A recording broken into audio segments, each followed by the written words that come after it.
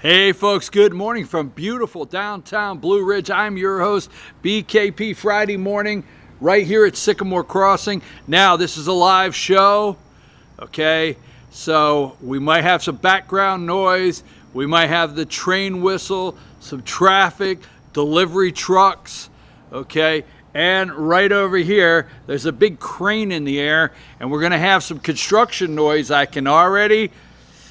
can anticipate a little construction noise this morning. They're building a big hotel in downtown Blue Ridge, so when you come to visit, you'll have somewhere to stay.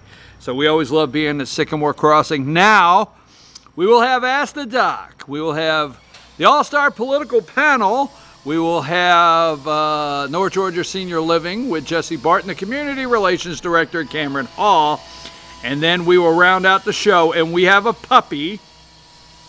The puppy's name is Bear. I already got a note. Rena from the Humane Society of Blue Ridge will be bringing Bear the puppy. Now, yesterday was opening day. Yes, it's July 24th, so July 23rd, America's great pastime, all-American game, hot dogs, apple pie, and baseball. Seventh inning stretch. Take me out to the ball game, but no fans. So yesterday was opening day. Now, let's start out with, I call him King Fauci, okay? I do. All hail King Fauci, all right? And I don't say that in that he's not a professional. I say that with what the media has done to elevate him, that he could do no wrong, say nothing. So what I want to do is I want to start with, this is just symbolism of what it's been like with King Fauci's predictions on the coronavirus. He had the first pitch yesterday. Can you show that video of the first pitch?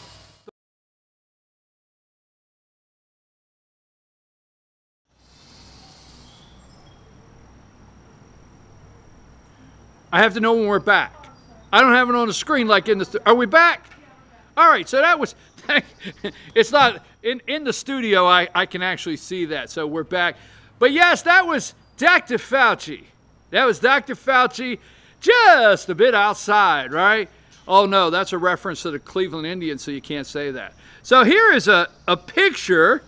Now, we hope it's not Photoshop. Let's go to Dr. Fauci enjoying the game. Now, this was sent to me this morning. I'm for sure it's going to go around the internet. We hope it's not exactly real. Give me BKP1 there. You got that on the screen? It doesn't look like he has his mask. Looks like he's sitting right next to fans. I don't know. So if these three could sit next to each other at the ball game, why can't maybe 6, 9, 12... Maybe social distancing, maybe put a sticker on every third seat in the ballpark and let people come in and get a hot dog and sit with Junior and Junior bring his glove. Just saying. I don't know. Maybe this is real, maybe it's not. Now, here is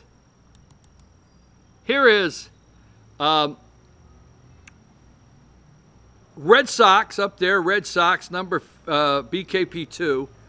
Look at this, all right? Black Lives Matter, right? Look at that. Now, yesterday, the Nationals and the played the Yankees, right? Right after King Fauci threw out the pitch. Let's play that next video of the opening there.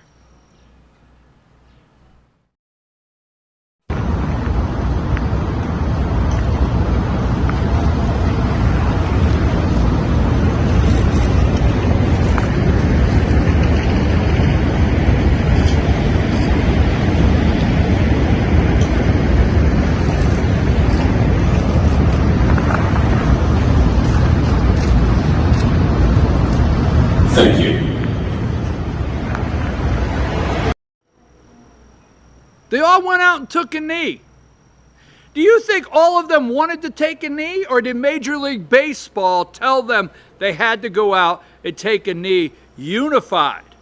Why can't we be unified? What went wrong in this country that we hate our national anthem and we hate this country so bad?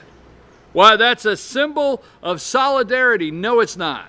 Do your research on Black Lives Matter. Now, I have one more before we get to Ask the Doc. Yesterday, the President of the United States, he invited Mariano Rivera, the Sandman, okay? The President of the United States is a big baseball fan. He used to play baseball in college. I understand, all right? Mariano Rivera, the Yankees. Now, they went outside on the White House lawn, and they got together with a bunch of young guys out there with their baseball gloves, and they practiced baseball with Mariano Rivera. Play that video of the President and Mariano Rivera playing catch.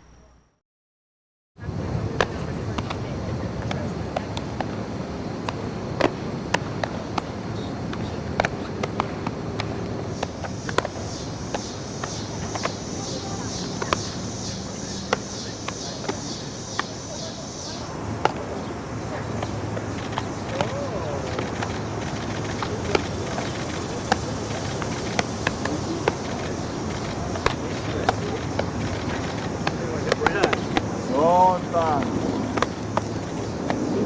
6 years, Mr. President. Retired already. That's a big hitter right there. What do you play? Throw a ball like him? Guys.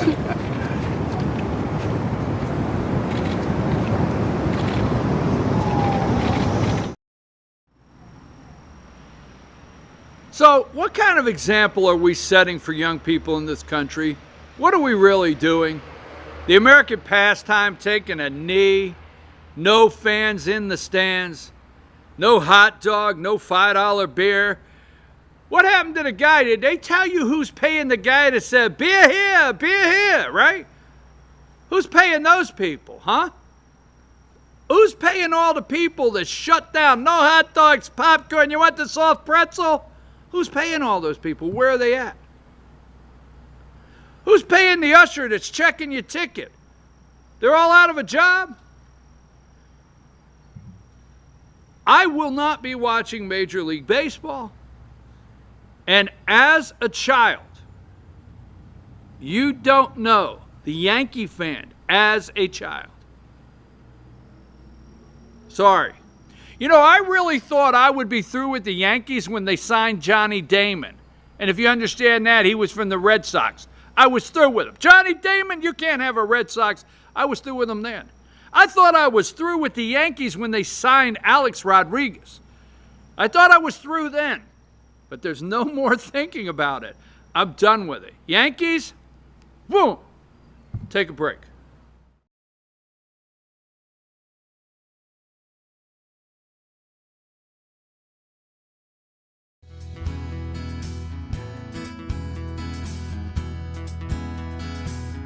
Hello, my name is Chad Watkins. I'm the manager at Larry's Body Shop.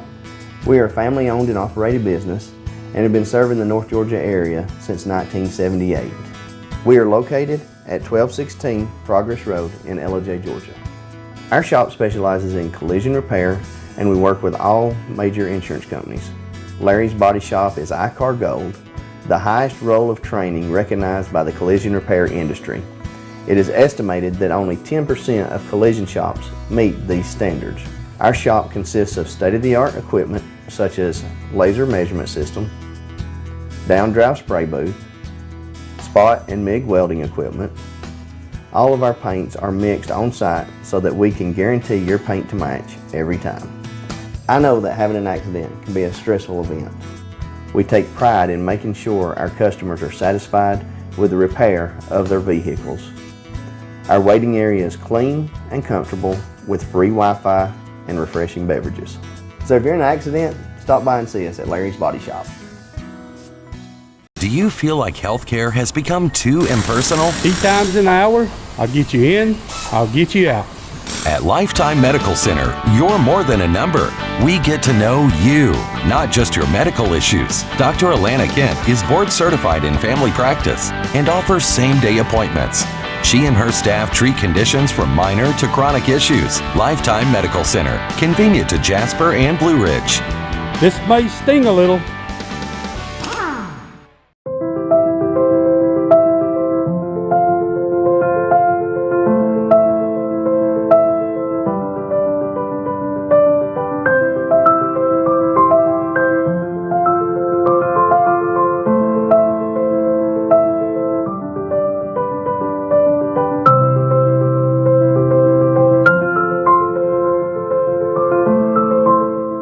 Georgia Diamond is your source for diamonds in North Georgia.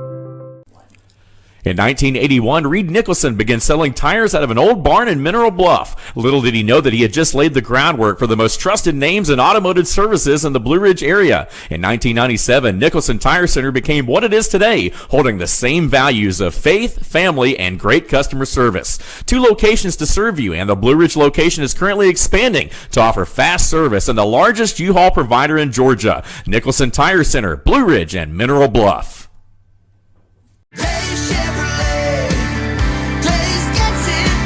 It's been 4 generations of family ownership, tens of thousands of customers, and more Chevys than we'd ever be able to count. And more than 60 years later, when we say Days gets it done, we still mean it. With the North Georgia Mountains lowest Chevy prices, a huge selection, and outstanding customer care. See Days Chevrolet in Jasper, and let's get it done. Days Chevrolet. Days gets it done. Find new roads.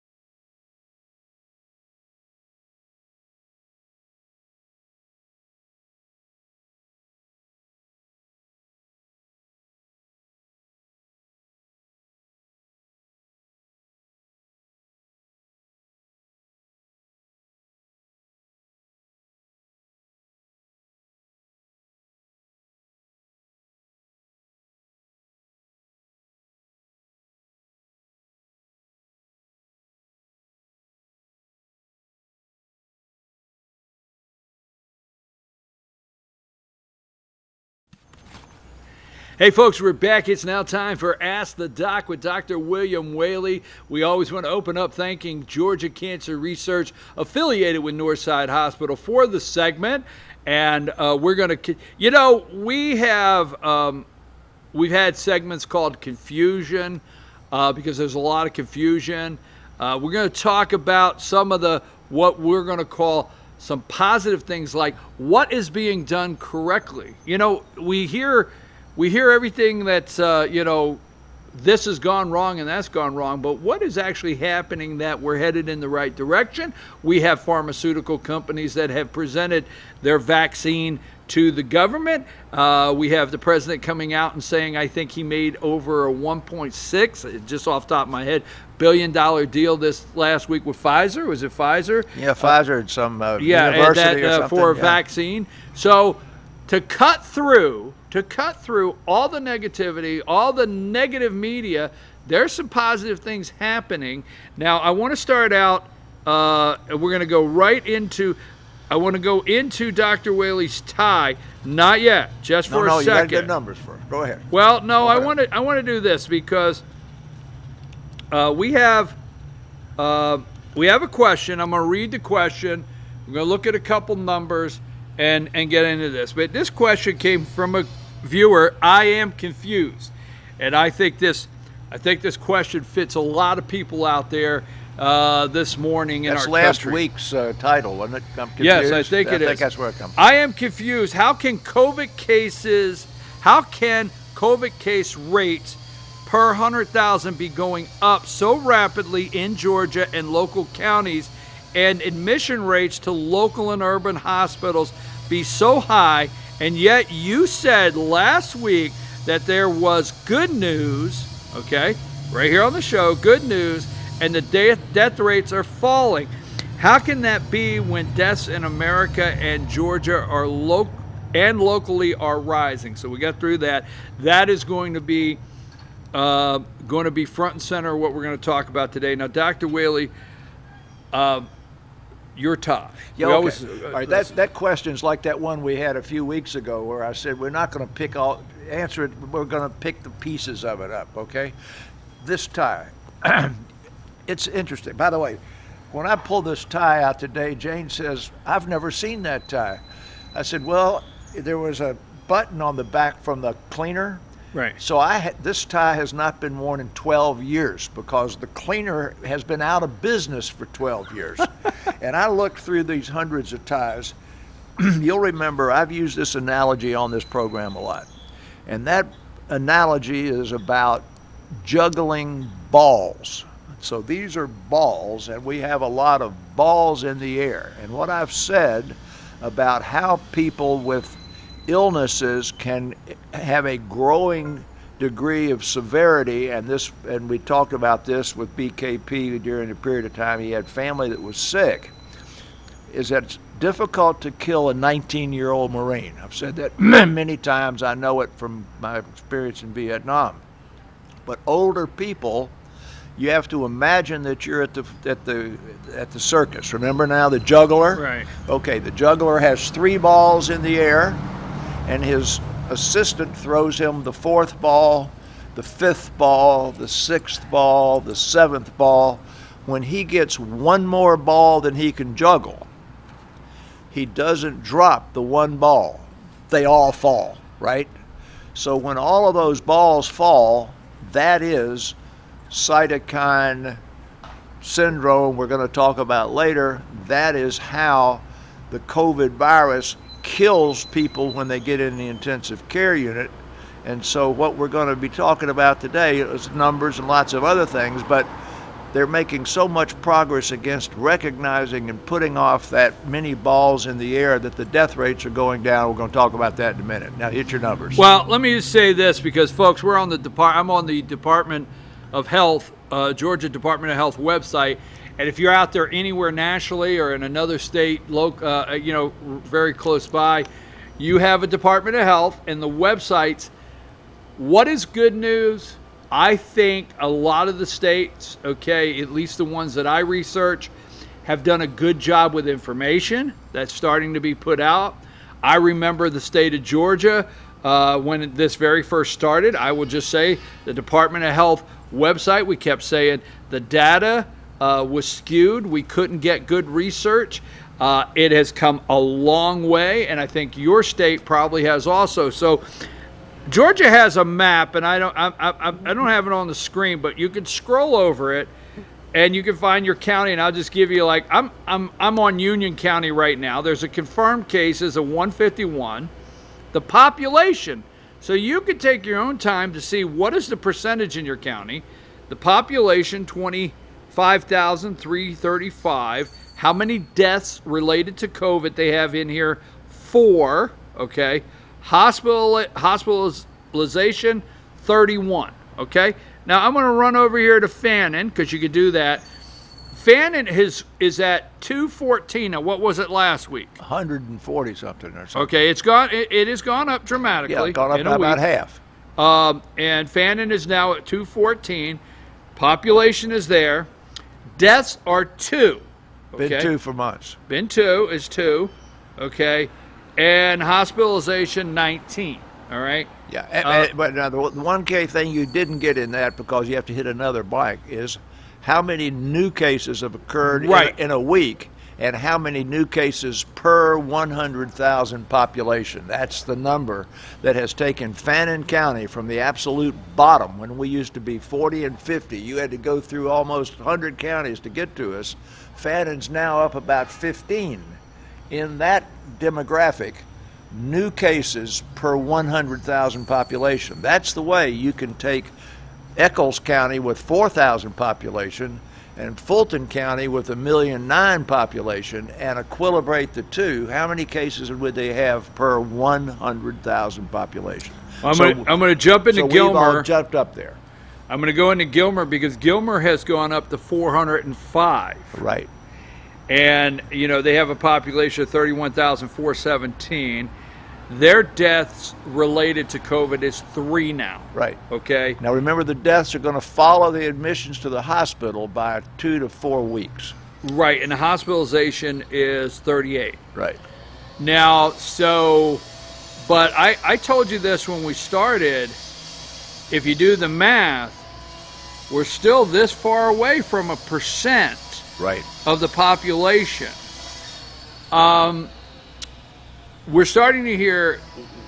We thought, and I'm going to say this, we thought it was getting better. We're hearing testing taking over a week. Right. Now here on your website right there, if you just go down a little bit, yesterday 20,094 cases, 20,094 PCR molecular tests were reported yesterday.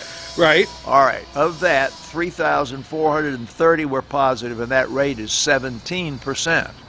Now remember, the rate used to be 6 and 8, and to have a handle on the virus, to be getting your arms around the spread, that number needs to be dropping and be below 10. Now we're told that, one company might be 11 and one company 18, but I think most of these tests are being done by PCR. They're being done by companies that are reliable. So all that stuff about unreliable testing, sending it off somewhere and having 100% come back positive, I think you can hang your hat on. These are tests done by legitimate laboratories, and 17% were positive yesterday. You want that number at 10. And we're going to get to that thing about infectivity later, so go ahead. Well, I think what we want to know now is hospitalization is up. The rate seems to be up, but I think remdesivir, is that the name? That's it, yeah. I think there's a couple things now that doctors are, when I say treating this, understanding it. That's the ball's in the air. That's where we're going. They're understanding it. Yes, now. sir. And I've said it on this show, and I want to say it right here because I have personal experience, all right, with this. My dad was the first to test positive for COVID, okay? Right. And he is in the 40 to 50%. Now, is 50% now of the deaths still in seniors? Yes. Okay. Yeah, and over 40% are nursing home Nursing residents. home, right? That's still where we're at with those numbers. I remember all too well, and this goes back about 3 months ago when this really took off, 3 to 4 months ago. Our family were under the impression, and we always say this in the highest respect for our doctors, that at that time they didn't know what to do. They were getting these cases. This was new. They were trying things. And now I feel, sadly, with the death of several and the hospitalization, that we're now handling it better. Absolutely. That's why we're here today to talk about. Okay. We're here today. And that's to what I talk want to talk about. what's What's going right? That's what's going right. We know we know a lot more about treating it. So, go ahead. You got those numbers and you got those graphics we want to look at for a minute before. Okay, we're going to pull up number one here, really quickly, and this is the average number of people. These are the average number of people that one person with a virus infects based on. So that's what they're seeing on the screen. If you look real careful at that number. Remember, that's that R0 number, that R number. In the lower left-hand, the upper one on the left, that's the H1N1 virus. And so you'll see one person's infecting about 1.5. Okay. Down there in the bottom right, that was MERS. Right. Left is SARS. Those are much more infectious in terms of what we know. Now, this numbers may change, but the upper right-hand corner, that COVID, this was actually July the 12th or something. That was one person infecting 2.5. I think the number is now down to like 1.7, but it doesn't make any difference until you get that COVID number down to where one infected person infects less than one infected person, it is going to rise. Okay. So that's where the mask comes from. That's where the mask comes from. That's where the social distancing comes from. Now, later on, we're going to have the vaccines. We had another graph we don't have time to show that showed the number of companies that have vaccines in development and the number that are already in clinical trials, and that was going to be too complicated, so we pulled that out. But to make that one little red thing there hit a half or 3/4 of a person or only one person, you're going to have the case numbers rising. So that's how, so we can say that's why the case numbers are rising. You have a thing you usually have shown here from the Georgia Public Health, that's the positives in the Yes. age group. Well, Yeah. positives in the age group for today is all down in the 30s and 20s. That blue line goes way out Yes, to it there. does. Yes, it Okay, does. well, you just said earlier that it's those people aren't going to die. And there was a guy on Fox the other day that I felt that was brutal. Says, well, these people that are dying that are over 50 in the nursing homes, they would have died anyway. My goodness, what kind of crass thing is that to say? But so the case numbers, that's the number of positive tests, are rising because we are testing more people, and it's rising in the age group you expect it to be rising in, and the percentage of cases that are dying is falling like a rocket because the number of positive cases in these young people is huge, and the older people is small. So that's what people that are cavaliers say, this really isn't a problem because it's young people that are getting the numbers. Okay, that's if you only focus on the numbers. You've got to focus on the hospitalization. So go to those next numbers we got here. Okay, so go back to that. Go. All right, let's bring up number 2. Let's bring up number 2 because we're going to come back to this in a minute. You got number 2 up. Number 2 is a CT scan of X-ray of a patient with a cytokine storm on the left. That patient cannot breathe. You see, there's hardly any airspace in those lungs. That patient's going to be on a ventilator. And if right after that, if the balls start going, the kidneys start failing, I'm going to talk about blood clotting more later, they are going to die. Now, anything you can do to turn the X-ray on the left to the X-ray on the right, that patient then has a chance to survive. So you can pull that down. We won't be focusing on it too much. But I want to give a shout out to our colleagues in intensive care management. That is a specialty, hospitalists and pulmonary specialists in critical care management. Those patients that are in the ICU are having a much greater survival rate now than they did before. If you'll remember a month and a half ago, I said if you go in the ICU, you've got at least a 20% chance to 50% chance of dying, and you're going to be in there for, if you go on a ventilator, you're going to, the average number of days on a ventilator before you die is 18 days. So if we can go to that picture there you've got up there, is that number 7? Go up to number 7. That we don't want you to read, we just want you to see the numbers. Those 4 things that you see there are ICU admissions, hospital admissions. So people who come in the hospital that go in regular hospital beds don't get in the ICU, right? Right. So once you get admitted, you are sick as a dog. You are now in that tiny, tiny group of people that are sick enough to get in the hospital. Everybody else gone home, right? They got quarantined themselves until they're negative, and they get 2 tests and then go back to work and back to playing baseball. But once you get in the hospital, every one of those numbers is going up. Hospitalization's going up. ICU admissions is going up. People under investigation is the other one's going up. Way down at the bottom is the deaths. The deaths isn't going up that fast. Some of the hospital systems in Atlanta, and I don't know anything about the rest of them, but some of the big hospital systems in Atlanta have a fatality rate of people who get admitted to the hospital that now is at 5%. And it wasn't a month ago that I said the fatality rate, if you're sick enough to get in the hospital, is 20% in nationally. So that number is going down. And why is that number going down? Go ahead and go to that. That's the hospital. That one right. This is hot. This is that right. Let's get rid of that. That's going to confuse everybody. So okay. We've shown what we need to show. One of those was a hospital-wide system. One of those was the state system, and then one of them is the national system. So it's not unique to Georgia. Everybody, Florida, Texas, everywhere else, is getting a lot more hospitalizations, but the death rate of those people who are going in the hospital is going down. So that was what the positive feature we want to focus on today is that testing is showing the number of people that are positive. It's telling us we've got to wear our masks, we've got to social distance, we've got to get rid of that. And it's a small segment of that gets sick enough to go in the hospital. We want to prevent Ray Tidman's fine china from ending up in the hospital.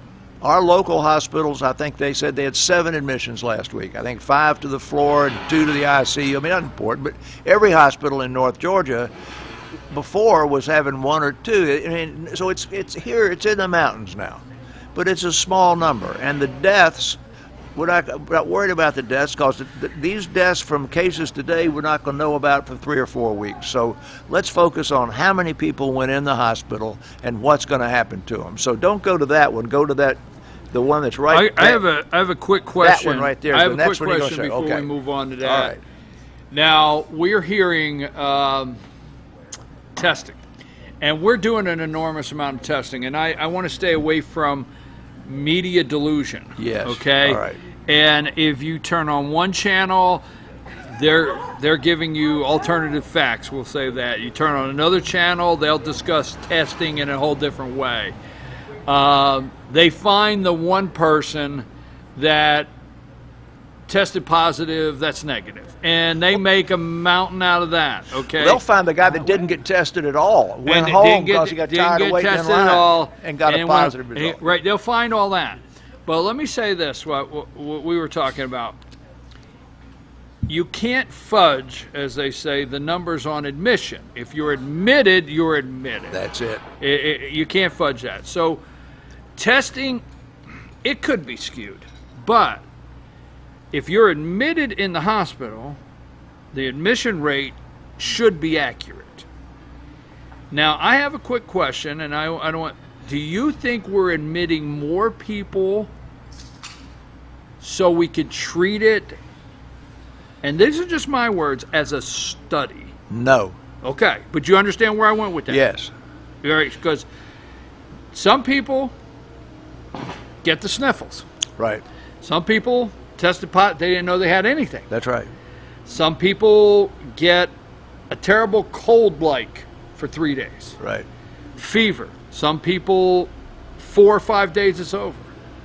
So that's what, I know you said no, but doubling back, that's why I was wondering if some people that don't need admitted, and don't take that wrong, not that hospitals would, I'm just thinking out loud, are we studying this? And you said no. Why okay, would you not no, think? I didn't say we're not studying it.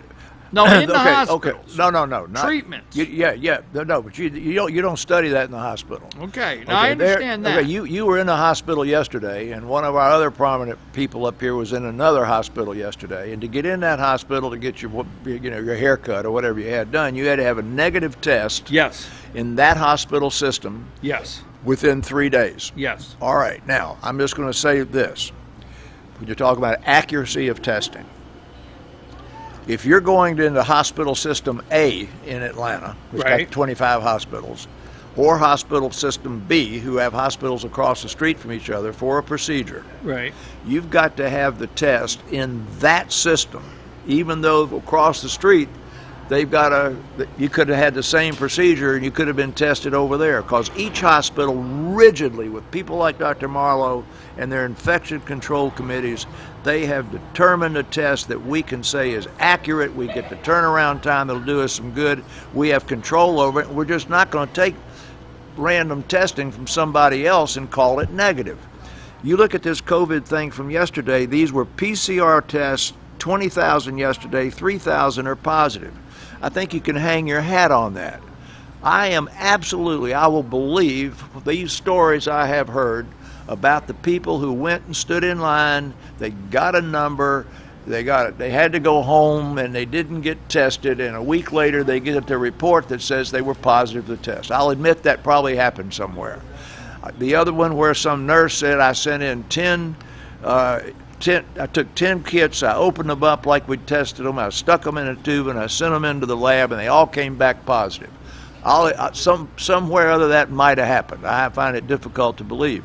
And the reason I find it difficult to believe is the legitimate laboratory tests that swab first to make sure that it has evidence for human mucus and DNA, RNA in it before they test it for the virus. So if it came in there and it didn't have anything on there that said that it was an adequately collected human specimen, they wouldn't run it. So I can't imagine any lab making 10 kits that have never been stuck up somebody's nose and running the test. I don't believe it would have happened. But I'm going to admit it did, and that you're a conspiracy theorist to say so. But that's not any of these 20,000 tests. You're talking about 10 here and 10 there and 2 people that stood in line. So that may have happened. But it's such an infinitesimal amount of this total number that it should be discounted.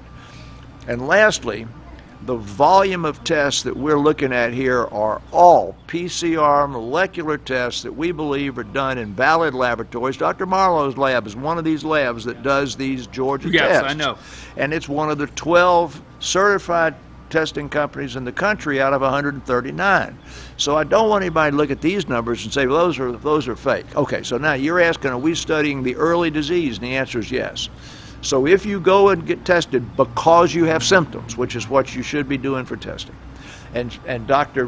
Tidman sent you over there, and he did one last week, he sent you a note about it, I think, and you're ill, you can be enter a clinical trial as an outpatient. Right. So you then go into the Emory or the North Side or to the Georgia State CDC or something clinical trial, where you either get a purple placebo pill or you get remdesivir, or you get a purple placebo pill and you get hydroxychloroquine in a Z-Pack. But that's all ambulatory people outside the hospital. To get in the hospital, you used to say you got to be sick, dying to death to get into Grady. And if you've been shot and you ain't shot too bad, you're going home. So they have, that was the truth. I spent 5 years there. You got a rigid rule to get in any of your hospitals today for the COVID virus. You don't go in, but you can't even go in and get an X-ray. If you're going in to do anything, you're not being admitted for the COVID virus. Remember, you're tested and back yet. Right. You're going in there and you got to have a fever. You got to be sick as a dog. They put that oxygen thing on you, and you need oxygen supplementation. You got to be sick to get in there. So so they're not faking the number of admissions to the hospital so that their death rates will fall. They're still admitting the same level of acuity sick patients to the hospital and to the ICU. You will not get in the ICU under Medicare regulations unless you hit a certain degree of acuity. So I have a quick question. Yeah, go ahead. Okay. And there's the saying, sooner or later your luck runs out. Okay. Right. But I have a question. Now, I want to make sure the audience understands I'm not anti-mask. I just don't wear one. Okay, but I'm not anti. Now, if we took this right here and we were in a 10 by 10 room, I understand with poor circulation, we may want to wear a mask. I got it. Okay. So I want to make this clear. You were tested. We know you're negative too. Well, I'm getting ready to say that. All right. I'm not anti-mask. I don't wear one. So let's go back to when COVID started. Okay. Since everything happened, I've been on an airplane 5 times. No mask. I've been in an airport 5 times. No mask. I have 6 family members that have had COVID in Pennsylvania, okay, that I've been around through, not when they had it. They were already cleared, but still yet they had it. No mask, okay. I have gone to several events that are 50 or more people. Some are outside, most are outside, okay? All right. No mask. Well, a couple weeks ago, a senator was over in Hall County. It was outside. It was a pavilion, 200 people, no mask. I took a picture this close to this senator. He didn't wear a mask. I didn't wear a mask. So, no, wait a minute. So, I'm going to go to an event tomorrow. Several. I go to the grocery store, no mask. Now, Stop you there a minute. Our local grocery stores, I won't say which one. Right. Whoa. They've had 30 cases in one grocery store. I got it. All right. But wait a minute. I'm going to get somewhere here. Now, I had to have, you don't even go in the hospital without to get an x-ray. No. Send you over. You send somebody over to get an x-ray today, they got to have a COVID test. Unless it's emergency and they have to have, right. you know, they have to have it now, okay? But I'm just using that for Not example. an x-ray, a procedure. But go Procedure. ahead. Okay, we'll call our procedure. So I went over and I had to do something this week, outpatient. I was there for about an hour and a half. But I had to take a test last week. And I asked the people, I said, how will I know if I'm positive or negative? If you're positive, you're going to get a phone call. If you're negative, you come on in. You're okay. So I've tested negative. Am I just lucky? Is my luck going to run out? No, I mean, I'm just wondering. I'm going to an event tomorrow. No, I think not, because we know that the attack rate of let's go back to I am concerned. Okay, I presented this last week. All over the world, and Jane says that the globalists are all over the world trying to manipulate the world, but all over the world, we're talking Singapore, South Korea, we're talking England and everywhere else, and small communities and large communities. If you take the attack rate before they required masks versus after they required masks in the same community, and I had the data last week, the number of cases and the attack rate fell by about 20%, coincident with the community requirement for mask wearing, even though people were not wearing masks. So the fact that you haven't been infected is statistically what I would have expected. I would have expected you not to be infected, because you do not know that you've been face to face less than 6 feet for more than 2 or 3 minutes with anybody that's got the virus. Correct. And we think that the number of people in our community and in any community that have totally had the virus is at 10-12%. So out of your 200 people you had at that place, 20 of them might have had it, but they're going to be well. So you haven't been in the spot yet, like the grocery store locally where they had somebody that was infected that was around people all the time, or any of these funerals or revivals that we know about in our community. So you've been in a situation out of doors with sunlight, and there haven't been a whole bunch of people in there that have the virus and are shedding it. So I would have expected you not to become positive. Okay, so your luck has not run out. I don't want to. I know I got the All-Star panel, and I didn't mean to sidetrack that. I was just wondering yesterday, because I am concerned. I don't want people out there thinking I'm not concerned about it and I'm not taking it serious, because if I would get the virus, I would be worried about a couple underlying health conditions that could, cause me some problems. So, but I'm just wondering, am I lucky? But I will again tell you, as I've told you every time, I think it's discourteous not to wear the mask. I get it. When you're around. That's why I keep it with me. I'm not going to, okay. I don't think we need to disrespect each other. Okay, and this group right here, you're fine without it. Right. But if you're anywhere where you're not with your buddies, and I don't care what it is. I mean, whether it's a grocery store, the drugstore, going in and out of the restaurant, where are you going to take the mask off to eat? Put your doggone mask on. But I don't want to miss what's happened right. Yes, so I'm sorry. Get number 11. I apologize for. That's all right. Get the number 11. Give me a number 11 there. You got the one that says cytokine storm up there? When people believe that when you got the COVID virus, all of a sudden it's going to just kick you in the teeth and you're going to die, and that horrible thing that happens to you where the rate was so high began, a lot of that wraps around the cytokine storm, which you've heard about, and that is when I'm throwing those balls up in the air again. So that first ball is that lung. You've got the cough and you've got the fever and you've got the pneumonia. Go to the very next one, which is the one number 10. Number 10. So you start off at the top with one ball in the air, and then this patient down here below. The next thing that can happen to you is your kidneys shut down. They start talking about dialysis. Your blood pressure can fall. Your heart can fail. But what they learned early on, and this is hematologic, and you'll remember, I think it's been about 3 weeks ago, I was talking about the fact that when you are admitted to the hospital and anything's done to you electively, whether it's a hip procedure or whatever, you're put in the hospital. Back before this happened, you got anticoagulated to stop you from getting a blood clot in your leg, remember? And then they'd put those little rubber things on you. Well, that prophylaxis is for thrombosis in your leg. the cytokine storm elicits a huge amount of coagulation that can happen in your brain, your lung, your liver, and everywhere else. And once you clot the blood off in your brain, you ain't going to live. Your lung or your liver, that's this general coagulation that happens everywhere. And they've learned that there's a chemical that is released by this bad virus and inflammation in the lung. So they know now to anticoagulate you right off the bat. And that made a huge fall in the number of people that were dying in expensive care. Now, I'm not going to get into inhaled steroids versus non-inhaled steroids, but there's been, as I mentioned earlier, the pulmonary guys, the intensivists, have things that they can do that can hopefully prevent some of this deterioration in that bad lung x-ray, and it's going to be systemic steroids. It may be inhaled drugs. Just a couple days ago, there was a study about inhaled interferon. Interferon, remember, interferes with. There's a gene called the interferon gene on your genetics that when you get the common cold and begin to develop a fever, you prepare in your body this interferon, which interferes with the cold, and that's where the fever comes from. It kills off the fever.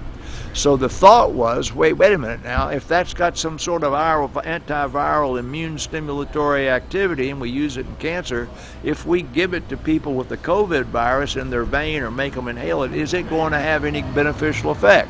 Well, we don't know today that it's going to have, but the studies are going on, and the early data says used properly, this might help stop cytokine storm and stop the lung from going as badly as they went. So whatever things they are now doing, and one of them is remdesivir right off the bat, I think,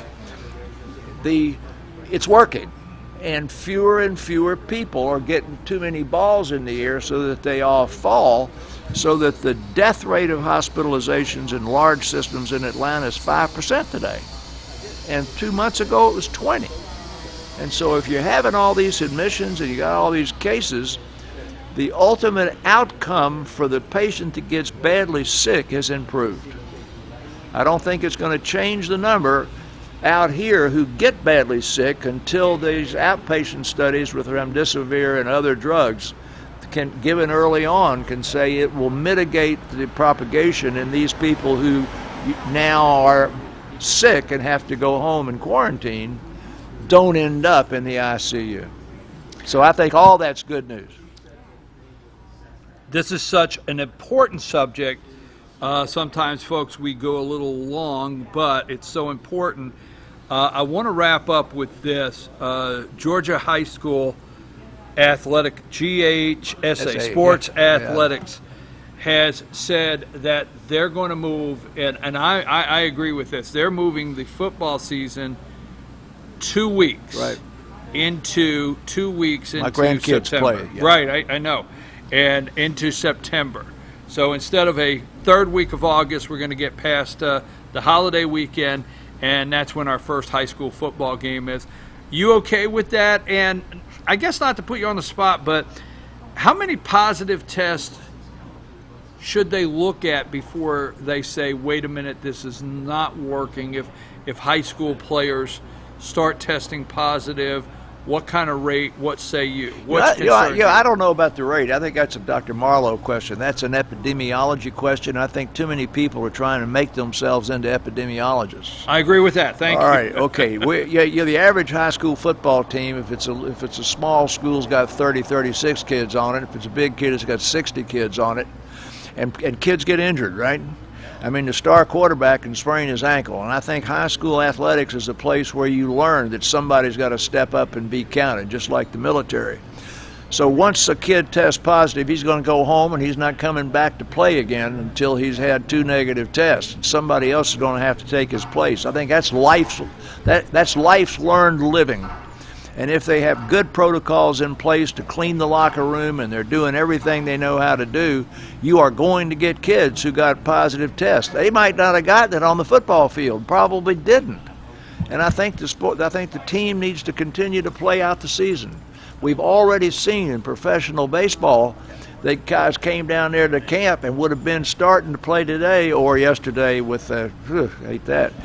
that aren't playing today because they showed up positive 3 days ago. So they're going to play baseball, and they're going to have people come up from the minor leagues. I'm not going to watch the NBA, and not going to watch the NFL. I'm not going to watch Major League Baseball. As we said off the record, I am going to watch high school sports, and I'm going to watch college sports, and I think they should continue, period. And I don't believe that they're going to be a source of great, and I'm not an epidemiologist, Steve, please forgive me, but I don't believe that they're going to go and infect their grandmother, because those people's parents aren't going to let them come home to a grandmother. I like the way you put that. There's a lot of people trying to play an epidemiologist. That's right. Did I get that correct? Yeah, I'm not one, but I played him on TV, right? Close this out. I know in the interest of time, I can feel the heat coming over here from the All-Star panel, but close this out. What do you? Well, I hit the news, the news things today, and two of those news things were not related to the COVID virus. I think a couple of weeks ago I talked about the depression and anxiety and how they were running out of depressive medications and everything. And there was a real encouraging thing there, that people are learning to do things that they did back in the days before there was television. And people are reading books, more people are planting gardens, more people are hiking and going out of doors.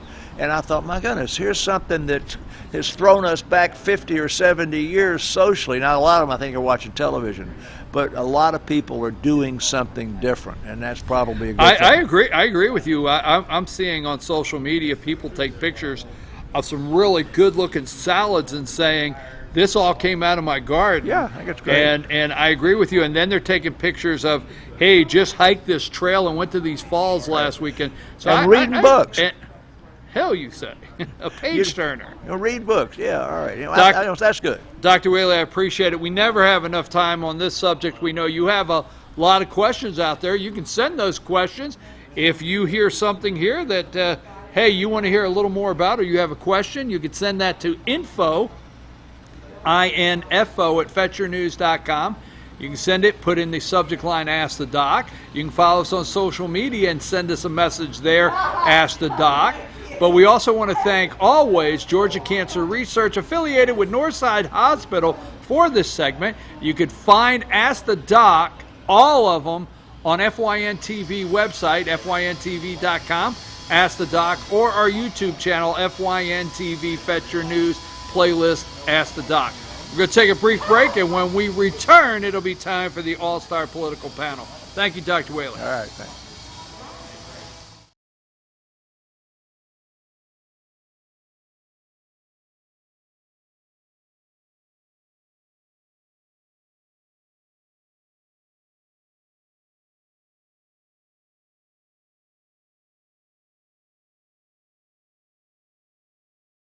I'm Jeff Riblett, President of Asset Protection Group. As a certified financial planner and with 20 years experience, I've helped thousands of families and business owners create a tremendous amount of wealth. Fortunately, most of that wealth has been protected.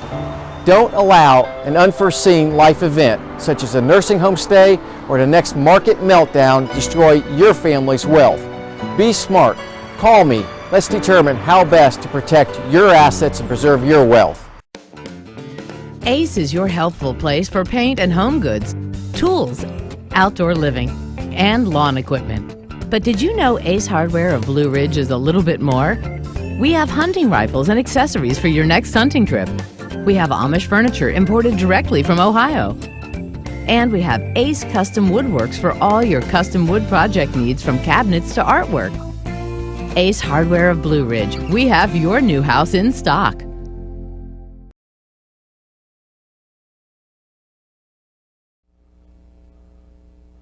Hello, my name's Kevin Johnson. I'm seeking the office of Chief Magistrate Judge on August the 11th. I would like to start out by thanking everyone who voted for me on June 9th. I need every one of you to vote again on August the 11th.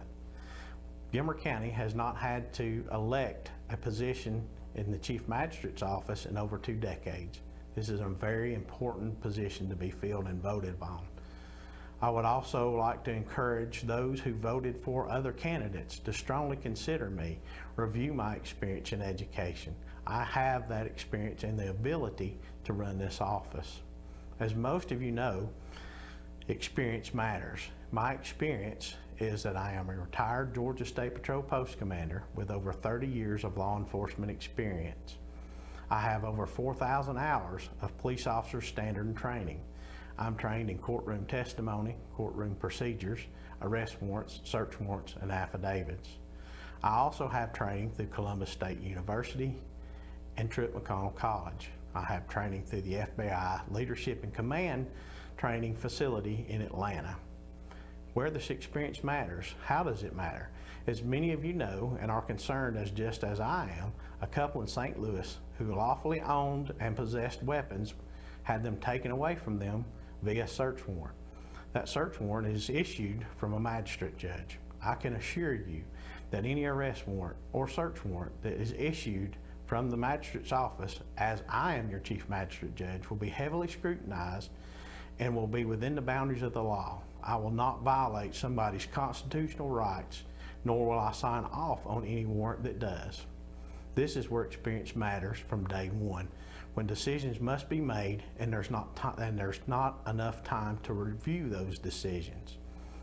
So again, I would humbly ask in closing that you vote for me on August 11th. Vote for experience, experience that matters, experience in the law, experience in life.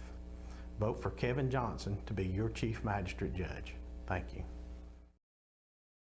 Circuit World has complete queen bedroom packages at amazing prices. Get this queen bed, dresser and mirror, one nightstand, bedding set, and free 32-inch TV, all for only $1799.99 or $129.99 a month. Or get this complete queen bedroom set and sleep in style, also for only $1799.99 or $129.99 a month. What an incredible deal! Stop in today at one of our 5 locations and get the furniture you've always wanted at Circuit World.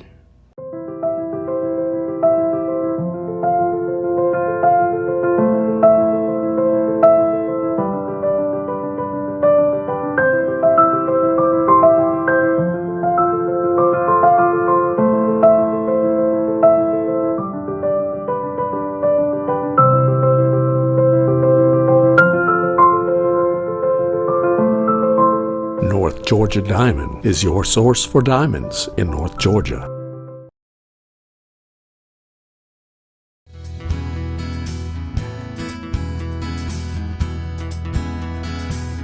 Hello, my name is Chad Watkins. I'm the manager at Larry's Body Shop. We are a family-owned and operated business and have been serving the North Georgia area since 1978. We are located at 1216 Progress Road in LOJ, Georgia. Our shop specializes in collision repair and we work with all major insurance companies. Larry's Body Shop is ICAR Gold, the highest role of training recognized by the collision repair industry. It is estimated that only 10% of collision shops meet these standards. Our shop consists of state-of-the-art equipment such as laser measurement system, down-drive spray booth, spot and MIG welding equipment. All of our paints are mixed on site so that we can guarantee your paint to match every time. I know that having an accident can be a stressful event. We take pride in making sure our customers are satisfied with the repair of their vehicles. Our waiting area is clean and comfortable with free Wi-Fi and refreshing beverages. So if you're in an accident, stop by and see us at Larry's Body Shop. Do you feel like healthcare has become too impersonal? 3 times an hour, I'll get you in, I'll get you out. At Lifetime Medical Center, you're more than a number. We get to know you, not just your medical issues. Dr. Alana Kent is board certified in family practice and offers same-day appointments. She and her staff treat conditions from minor to chronic issues. Lifetime Medical Center, convenient to Jasper and Blue Ridge. This may sting a little.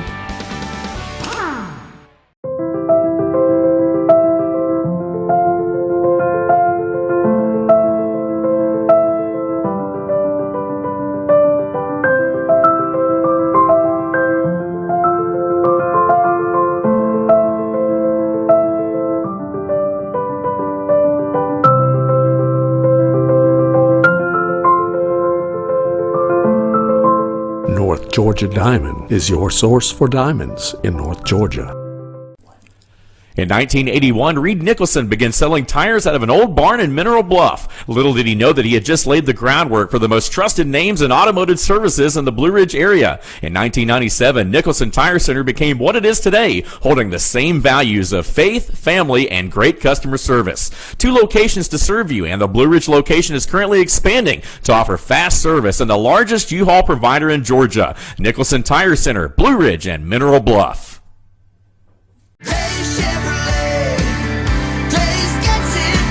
It's been 4 generations of family ownership, tens of thousands of customers, and more Chevys than we'd ever be able to count. And more than 60 years later, when we say Days gets it done, we still mean it. With the North Georgia Mountains lowest Chevy prices, a huge selection, and outstanding customer care. See Days Chevrolet in Jasper, and let's get it done. Days Chevrolet. Days gets it done. Find new roads.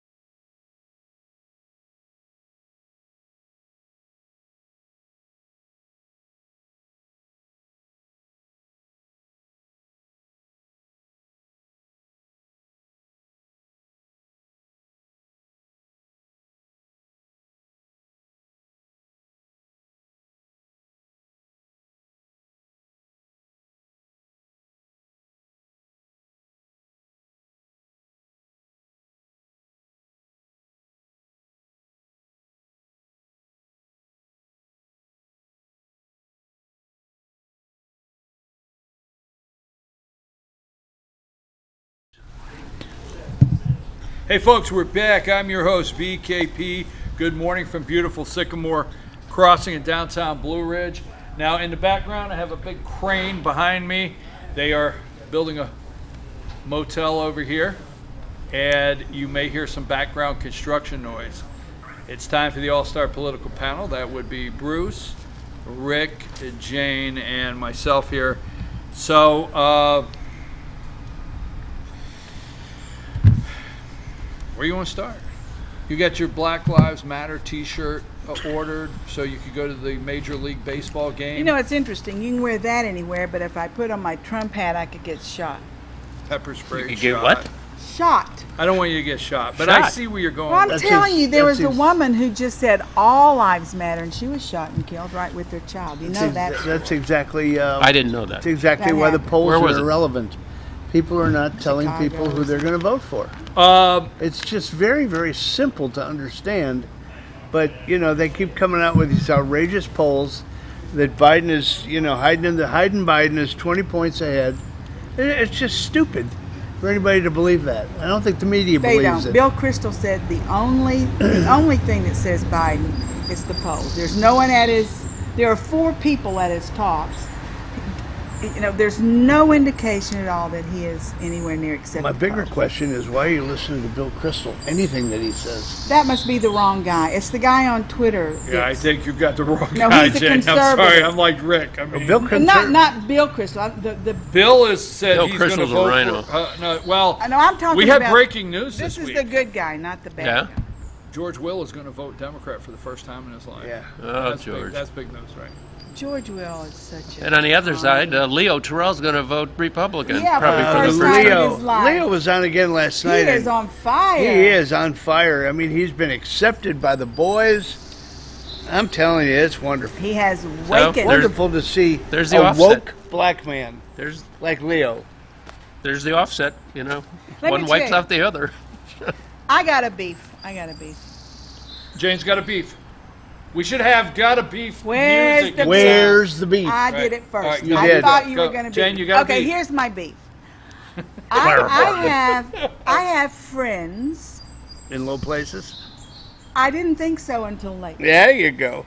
But these friends are very bright, and I love them to death. And then many people, I'm tired of hearing, I love Trump, but I am just so tired of how he speaks and the things he says.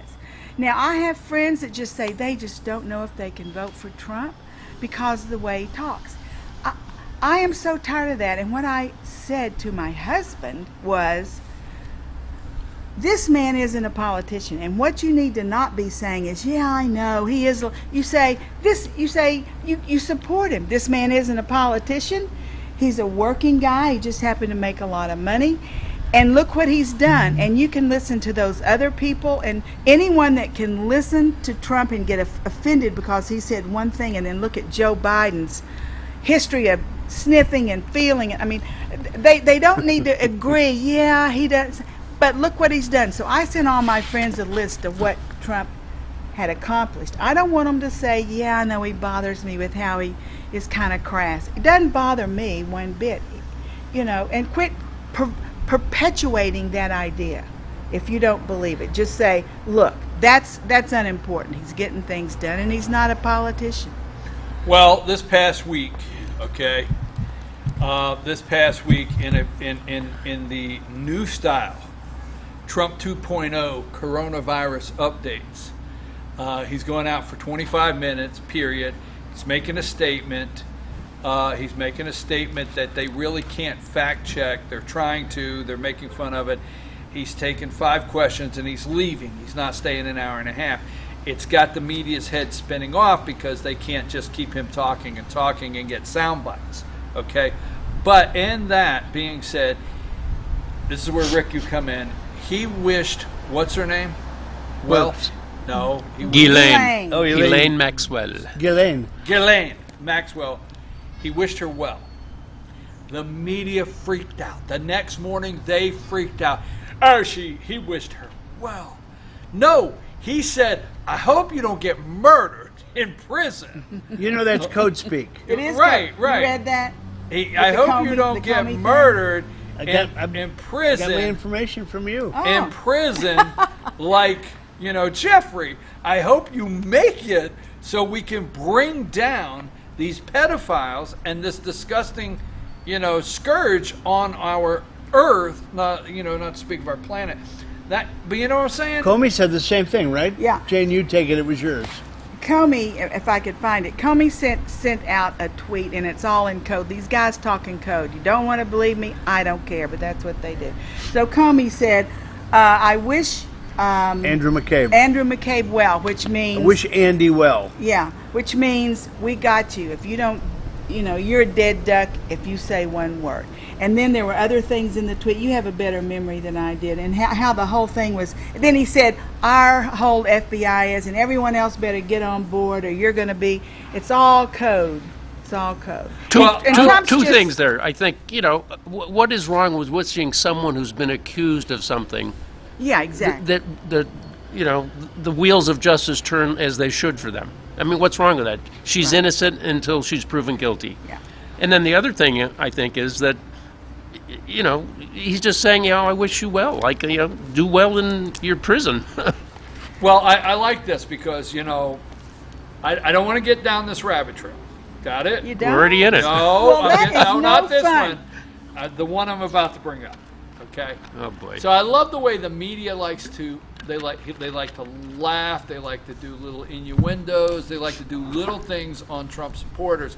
So I listen to a lot of the press conferences, and they will get done, and Jim Acosta or somebody like that will say, well, the Trump supporters are taking their cue from the president, knowing what they really mean. So where are you getting your cue lately since Twitter has brought down QAnon? And I mean, it is just totally ridiculous. Now I don't want to go down that trail, but what I want to say is no, but I read the tweets what Twitter put out, and they brought down 1,400 different accounts and so forth, and it didn't meet their safety standards, and they're concerned that it could cause outside harm and why not anarchy? Use that word, maybe. But You could go It's to Twitter ridiculous. today. Now, I'm not, like I said, I don't want to take our time on that. But if you're out there and you read QAnon, and you do, go ahead, go for it. I don't care.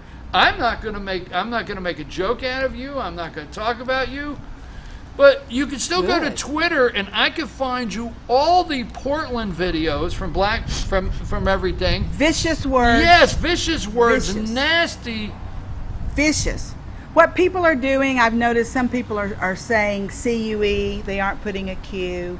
Then there's the number 17. Well, they'll probably put that in a logarithm. So thinking about doing 71. People are going to work out something. Code speak. Yeah, code speak. Mm-hmm. Subject of the week. What do you think about like the Democratic governors and mayors throwing all this stuff back in the government in Trump's face about him bringing federal operatives into their cities to protect federal sites?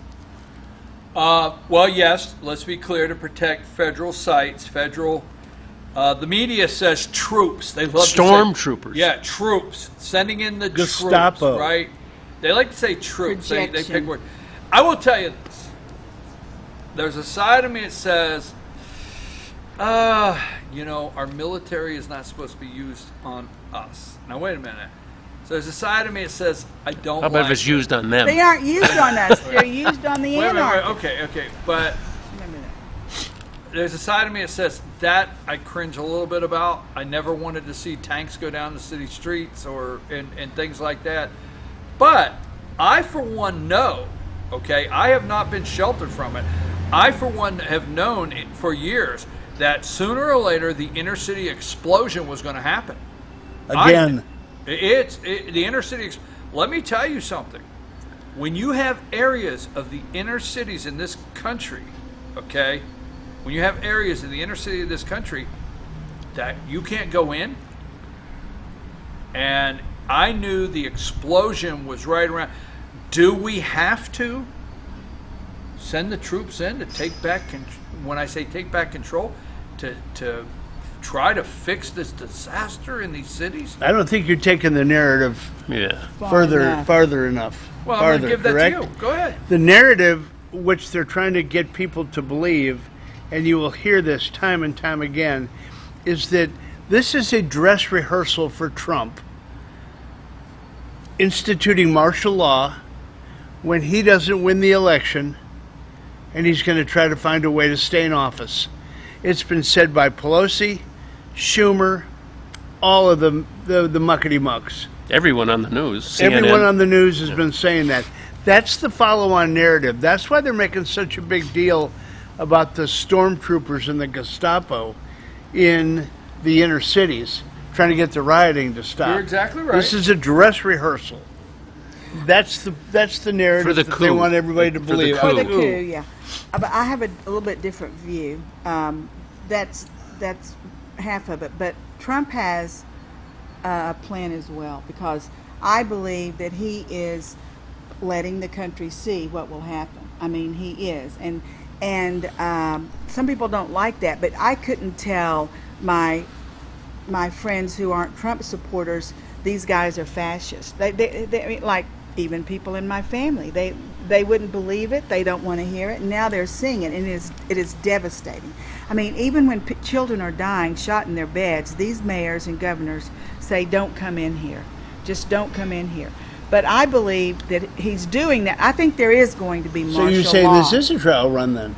Well, a trial run maybe He's letting it for happen. martial law. He is letting it, but he's got to. People have got to see how evil these people are, and no one believes it. And if you can't look at the murders and the fire, and talk about they're saying they only have police. Who do they think they are? We don't know who they are. Do I know who Antifa is? They have a black thing here. They have a black thing here. They have guns. The hypocrisy is just unfathomable. I can't even believe it. But I believe that Trump is saying, when they've had enough, they're going to have to ask in. The people in the communities, the black people are saying, "Come help us. They're killing us. They're They are. killing I us. agree with and you. And they don't have that on mainstream media. Well, let me say this. Some people in the neighborhoods are saying that, but they typically don't get any airtime. They get no airtime. It's the agitators are out there Not saying, even on Black Fox. Lives Matter. They're yelling at the Right. they're yelling at the I interviews. actually watch newscasts because I watch them in the morning that go from peaceful protest to contentious. They've actually said contentious. What the hell? I just watched her throw the trash can through that window. To it's finally made riot stage. It's like hurricanes. It comes in tropical storm. If it gets up to a Cat 1, Cat 5, they have actually said, well, now Portland has reached riot stage. What the hell? It reached riot stage? Have you seen the graffiti? Have you seen the Black Lives Matter painted? F the cops, F the pigs, you should all die painted. The windows shattered. They actually are going from peaceful protest. Their next stage is contentious. They still call it peaceful. Well, look at what they did to the mayor of Oakland, to the mayor of Chicago, to the mayor of Portland. Went down there to try and reason with him, and they just shouted him off the stage, and then he got tear gassed.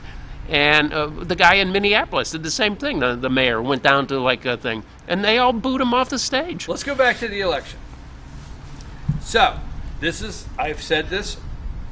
Pelosi said they'll get an exterminator and gas him out of the White House. They said we'll drag him out. We'll drag him out. We'll have to fumigate the house. We'll have to get him out. He won't leave. Okay. If we're sitting here, and this is not a joke, and this is something I think the American people know. Okay. They're watching a newscaster, we'll call him that, reporting live from Portland at this peaceful protest. At the same time, they're watching a trash can go through a window, or somebody in a mask that they don't know who it is with a ball. And the American people will say, wait a minute, my eyes are saying this, okay, but you're telling me this. So I'm going to say on election night, I've often said that Steve Kornacki at NBC will go over and say, we're calling Georgia, we're going to touch the screen and we're calling Georgia for Joe Biden. And you're at home looking and saying, well, wait a minute, Trump's up 3%. He's up 3%. He's got more votes. But we're still going to do it because we want to. That's my belief. As silly as it sounds out there, they will try to steal the election. Go for it. You're just going. Ready. But, the reason they're going to do that, they're going to say, because we know we got the mail-in ballots in our back pocket. Exactly. We've gone back into the room we have set up. Now, back here in this room, we've got 36 people that they're just brainiacs, and they're doing this for the camera, so you think they really know what they're doing. But they're going to tell you, okay, what do you think? Well, with the percent this, percent that, knowing that 22% are still in boxes outside, we're going to have to say we can call it blue. All right, there's your reason. Yeah, I think you're right. Here's what I think's happening too. You don't want to hear it. I can tell. I want to hear it. So have you noticed Trump's wearing a mask now and then? Have you noticed Trump saying masks are good? We ought to wear masks. Mm-hmm. Look at this. So the plan is he's going to keep talking about masks are good, and because that's what they've been shouting and pouting. But then they don't need mail-in ballots. Exactly. Because if the masks Trump are is good, go to the three moves ahead. That's why he's doing the mask thing. You have to go to the polls. Hello. And then he's got something set up about, for 3.5 years they've been working on voter fraud. Did you read that part? Where they have names. Mm-hmm. If you aren't registered, they can throw your ballot out just like that. If it's not in on the night of the thing, it doesn't count. They're working really hard on that. If masks are working, there's no reason for mail-in ballots. That's right. That is based on the Democrat narrative, and he boxed him into a corner. He boxed him. He absolutely boxed him into a corner by all of a sudden taking up the mask mantra. He takes it up. Almost makes me want to wear a mask. The masks are good. But, by the way, why do we need mail-in ballots now when everybody admits masks are good? And that was the reason that you wanted mail-in ballots. Because you couldn't social distance properly enough without wearing masks. Require a mask to vote. Leave it at that. I mean, I don't like any of it, but require a mask. Oh, I'll wear a mask to vote if that's going to get. But you have to drop it so we in. can do ID and then put it back on. You can't win. There was something on social media the other day I loved. It said the future of T-shirts. And a guy had a T-shirt on with a big picture of himself with an arrow up because he's got a mask. And, this is me. So, and have you been anywhere where people are wearing a mask and you've had to say, "I think I know you"? I have. Just the other day. I've had people say, "Rick," and I'm going, "Who the hell is that?" Yeah. All right, so mail-in ballots. Okay. I want to. Here's a question. I want to know from you guys, and I just want a number. Congress, which is Senate and the House together, is 535 members. Correct? 535, 435 in the House, 100 in the Senate. So truly, what do you think? How many out of 535, put the whole group together, members of Congress, really support the president? Not lip service because they're concerned if they don't, he'll tweet out and they'll lose their election. How many do you think really support the president of the United States out of 535? Start with Jane first. Well, I'd have to divide them up because with the I think. What's your definition of actual support? I'll say 100%. 20. They support the president. But they support. How many support the president? Just so we can get a base of reference. Who in your mind's eye would you point out as someone that supports the president? Can't you just do a number? What the hell you make such an issue? There's 535 members of Congress. How many do you feel really? I'm doing a number. Thank you. It's the boys that are always in on trouble. the House side, I'm saying 25 to 30% would vote for Trump. Maybe 50, but I don't know. On the Senate side, I think maybe 10% will not. 90%. We got rhinos in there. So that's what You're talking about after splitting it 50-50. I'm not splitting anything 50-50. I got to go by the I House. didn't know this was going to be I got to go by the 250. House and go by the. He took 250. What do you say? 250. That's half. 535. There's not 10. There's not 10. And that will vote for Trump? No, support him. Really support him. Really out of 535? I don't think there's 10. I don't. In both houses? Both of them. I don't think there's 10. I think Jim Jordan is a true Trump supporter. Well, yes. Yeah, I think so. Well, he finally picked one. I did, but I didn't know. I could have used that earlier. Yeah. You got our Texas guy I like. You wanted one example. Just give me one. I'm not trying to make him laugh. Kennedy from Louisiana. I mean, man, we got. Yeah, but no. 10%. I don't trust. No, 10 total. Period. 10 total. No, I don't trust them. I don't trust them. Do you believe that? No. More than that, no. We said 250. So. All right, you think Joni Ernst in Iowa supports the president of the United States? Hell yes. No, Joni Ernst don't support the president. You think David Perdue supports the president of the United States? Yes. No, I do not. You think he will not vote for him? He will vote for him, but I mean support him. I'm talking voting. That's tough. I wasn't talking. That's tough to figure. Yeah. I wasn't talking. They're politicians. They're going to go issue to issue to issue. Yeah. They're not going to do a blanket They're approval of fence anybody. riders. Huh? So. The inside Republicans want Trump gone as bad as the Democrats. Because they're guilty of bad stuff. And that's the only reason. That's my opinion. It's just my opinion, okay? You got your We'll opinion. never know. Oh, I know. You got your troubles. I got mine. Listen, I don't think, even if they don't like Trump, I mean, look at McConnell. He's a greaseball. He doesn't like Trump. Turtle. No, McConnell doesn't like Trump. doesn't. But I think he's going to vote for Trump. I don't think he's going to vote for You're saying Biden. vote for. Well, that's I'm the not important thing. thing. No. Actually support the president of the United States. That's a nebulous number that you can never establish. Yeah, it's issue to issue. The only way to categorize it is say, well, what did you vote for? Otherwise, it's just theory. If you don't come out in front of the cameras and show a support for Trump, and Trump accidentally, let's just say he holds that 38% in every state out there, and and you say something how you really feel, and he sends out a tweet. The next thing you know, a Democrat beats you because Trump supporters don't go vote for you. They can't risk that. The risk is higher. So they don't support Trump. I am of the opinion. I see we disagree. I'm of the opinion if you feel the Republicans really, when I'm talking in Congress, support the President of the United States, absolutely not. Absolutely I think the majority So they're going to have to lie to their constituents. They then. do. Oh, no, hell, a politician Yeah, lie to their yeah. constituents. I got to go somewhere with Yes. something. I'm leaving. I gotta go. No. Go ahead. No. Something came up yesterday which was really telling, I thought. And they were talking about on the 5, they were talking about, and this is all about, regardless of what poll I'm going to cite. Did you ever get it? No? Whatever poll I cite. Yes, finally I did. So Okay, in general, we have such a biased way to report the polling that I think, as Bruce has stated, as Jane I has just sent stated, that to you, so if it comes through, go ahead. I'm sorry. I mean, people can judge it any way. Emily has got something that was sent to her. I'm trying to bring it up so everybody can see it. If not, I'll just read it out. Go ahead and read it, because it'll take a minute to get it, and she'll give us a high sign when She's it's on giving the me a screen. heads up here. This was a poll that was done, and the title is Americans Back Full School Reopening. And it came on the 5 last night. Did you see it? Yeah. I got it. Pardon me? Yeah, I'm gonna. Yeah, And yeah. and let me tell you, there were 4 categories. Did you get them?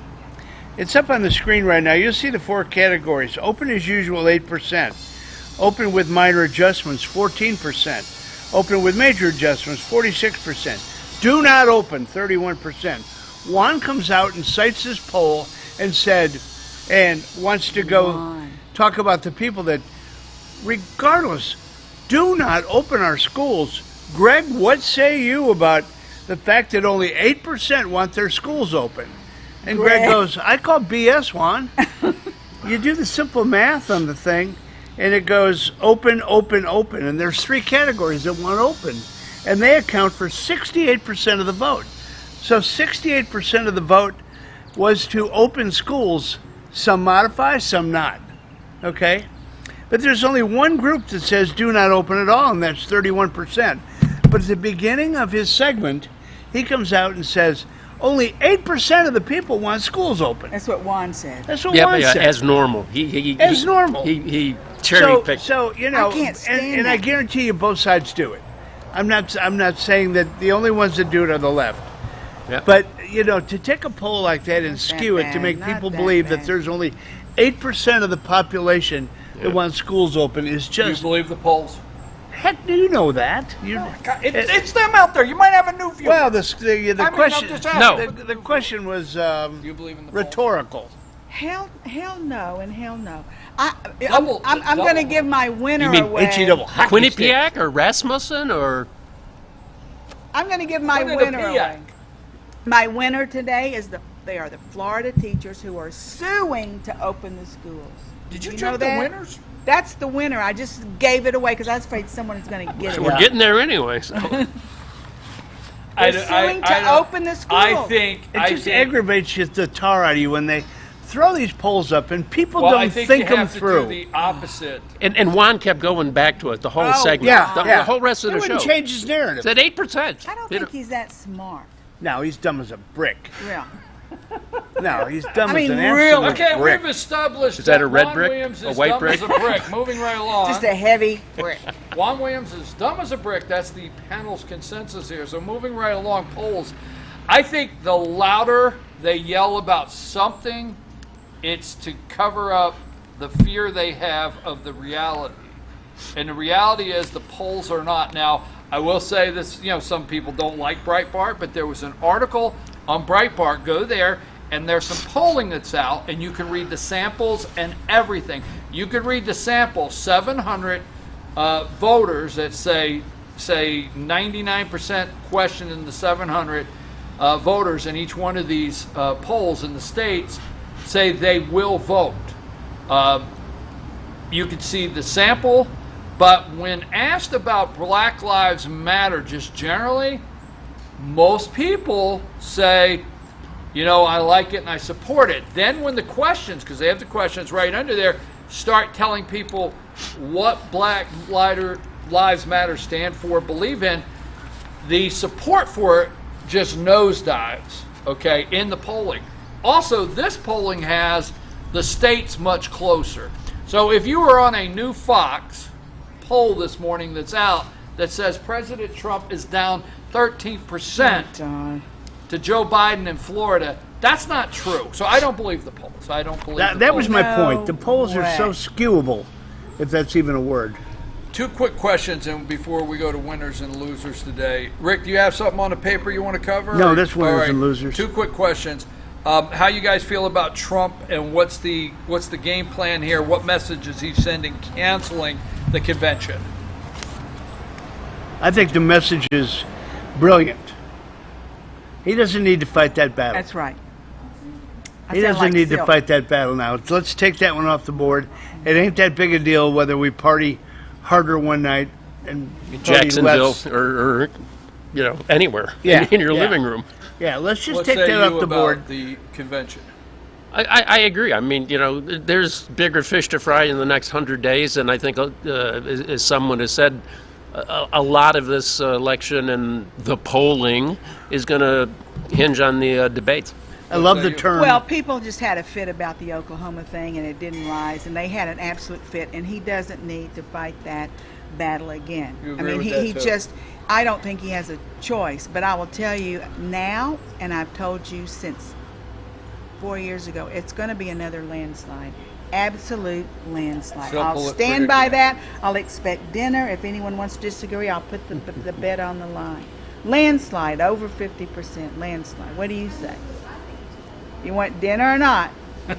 Not at Wendy's. Are you kidding? Not at Wendy's, but he'll have to buy me one. Brian has never been one to pass up a free meal. I'm going with landslide. I mean, Okay. I'm not betting because I'm going with Trump wins. Okay. What are you going for? Well, I'm going back to the fact that, and I love the term a Pyrrhic victory. Trump sees this as a Pyrrhic victory, one that he could win, but he will lose the war. So why win the battle when you're going to end up losing the war because of it? So let it go. Does it and not? let's Wait go a minute. back Does and it win not the war. affect? Now I'm going to give you my opinion first. I think I agree with what Trump's doing. I agree with your theory on the mask. Let's go vote. Masks work. I'm okay with that, but I have concerns that I really think Trump is best when he has rallies and the convention. So if he runs a campaign with no rallies and convention, I'm just a little concerned, okay? The rally, though, is different than the convention. The convention is a fait accompli. It's nothing more than a celebration of Trump being nominated in North Carolina in some secret room. I get it. Well, traditionally, a convention, you come out no matter who you are with a bump in the polls. Right. And that's what I'm saying is the tables are turned upside down in this whole election. I mean, at this time, Mike Dukakis was double digits. He just was at this time. Mike Dukakis was double digits. And then he took the picture in the tank. Then he went in the tank. Okay, Biden, can he run out the clock? No. He has to come out sooner or later. Oh, yeah. All right, can he run out the clock? They Jay? can't keep him Biden? sheltered. No way. And by the way, did you see Lemon fail the easiest part Don of the Lemon. test? Don Lemon failed the easiest part of the IQ test. He didn't know a rhino from a hippo.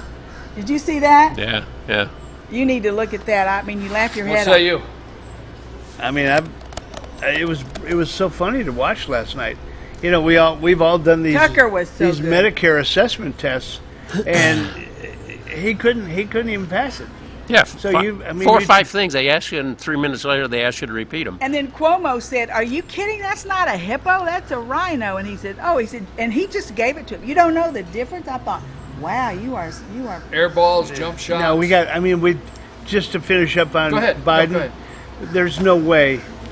Biden has come out so many times and said, "I look forward to the cognizant display that'll be on Cognitive. Did he say cognitive? Oh really? yeah. I want to challenge his cognitive skills. I can't wait to debate him, and we're going to debate 3 times. I got to see the format before I believe it. Yeah, that's going to be skewed. Yeah. He's gonna. Hillary, they say, had a thing in her ear or a thing in her in her jaw. Yeah. That she was given the answers, and that's easy to do. Heck, we'll get Gates to shoot a thing in his brain. If you notice, down in Brazil, Biden, they're giving her the answers. Biden talks real slow. Yeah. And the reason he's doing that is he's trying to emotionally sound sincere to the people, calming, but really they tell him you can read the teleprompter, slow down so you don't screw up. I mean, he can't do off the cuff. Air balls, jump shots. The alumni group Harvard Forward and the Coalition for a Diverse Harvard wants to change the name of the Board of Overseers, because overseers has plantation connotations. Oh, So, Lord. but my other one for the Air Bowl was Dr. Fauci's throwout at the opening baseball game. Just a bit outside. That went into the first row. God. Did he throw it to the catcher? I didn't see it. Nah, Oh, the it's catcher, horrible. it was 10 feet off the... Yay! He threw it to the first base. Yeah, he threw it to Yeah, the first yeah, baseman. when- Basically. Once again, he missed the mark. Whoop. Yes. And my home run is Dr. Scott Atlas. He's been mentioned before. Oh, yeah. Hoover Institution. Lockdowns don't work. It directly protect. The way to do this is directly protect the people that are most effective. So, Yep, I like him. My winner of the week. Earlier this month, Trump called for school choice, the civil rights issue of all time in this country. On Tuesday, there was a historic ruling by SCOTUS, a win for all families who want school choice now. So my winner of the week is going to be the school children who want school choice across this country. 1% increase in school enrollments, in regular school enrollments, 571% increase in charter school enrollments and applications. You don't think that they want that? It's a winner for the kids. My loser is Major League Baseball. I'm probably going against the grain on this one, but I'm telling you, Major League Baseball, in my mind, was the biggest loser of the week when they let those morons stand up there and represent a culture of Black Lives Matter when none of those people have really looked at the charter to what Black Lives is all about. Black Lives Matter. Black Lives Matter. Black Lives Matter, what we believe. In the BLM site, they highlighted the work to dismantle cisgender privilege and their desire to disrupt Western prescribed nuclear family structure. Right. That's The mission statement mirrors a message that should be about Black lives, but it's in a slew of buzzwords and Marxist psychobabble. I'm telling you, I just don't understand it. And I know it would be totally politically incorrect. But if you want to bring everybody together, why wouldn't you say what makes sense and just say all lives matter? Regardless of the color, the creed, the skin, whatever, whatever moniker you want to put on it. Truly, all lives matter. Well, as bad as Major League Baseball is, NBA is going to be right behind them. NFL is going to be right behind them. It's going to be a crappy year for sports. That's why you won't see me watching. All right, you can have another winner. I got if you another want. winner. Yeah, I figured you The might other have to. winner is that little boy that jumped in front of the dog for his little sister, and the dog was attacking his Yeah, little I said 2-year-old that last sister. week. Oh, you said it last week? Yeah. Oh, sorry. 90 stitches.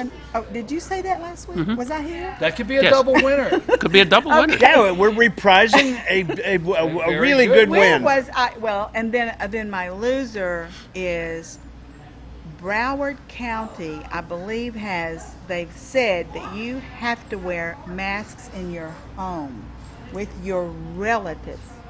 They're going to drag me to jail if that happens. Boy, Are wait they till the gonna come in relatives and start look? blowing the whistle on you. Yeah, right. Think Oh, about that. Think what honey. they're trying to do. Honey, down the tube.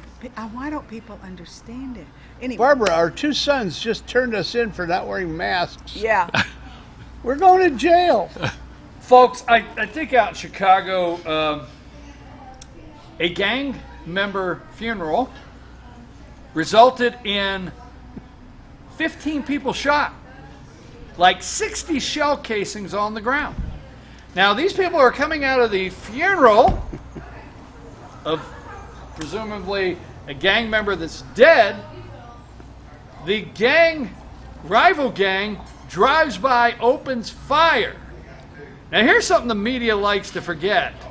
The ones coming out of the funeral were packing and they returned fire. So a shootout took place. Okay? Don't you love concealed A carry? shootout took place. But the President of the United States, and you know you can repeat this, I have a passion, and my example has always been that a little black girl, 7 years old, should be able to sit on the stoop in South Chicago and read a book in the afternoon. Or, sorry if you don't do this. Play hopscotch on the sidewalk and not be worried about a stray bullet killing these kids. That's a passion I have. So the President of the United States says he's going to come in and he's going to stop these people from being terrorized by gang violence. But the mayor of Chicago put out a tweet and said, I refuse to let the President of the United States send in troops and terrorize our citizens. Ooh, wow. Unbelievable. It's just off the rails. And I want to say again to close, okay? You know, I watched Pudge Rodriguez. I watched, I think, Game 7, the Texas Rangers, you know, and the New York Yankees, all right? I watched Jim Larratt's. I watched him in the playoffs. I watched Catfish Hunter. I remember being a kid, Dad taking us to see Catfish Hunter pitch, Yankees. I'm a Yankee fan, okay? But let me tell you something. I want to know something. Major League Baseball, in extra innings, you're going to put a runner on second. So I like to keep scorebook at home. If the guy drives him in, is that an earned run? Hell no, it's not an earned run. He did nothing to get on second. I will not be watching Major League Baseball. We got to get on to some other things. All right. This could go off the rails. Take a break.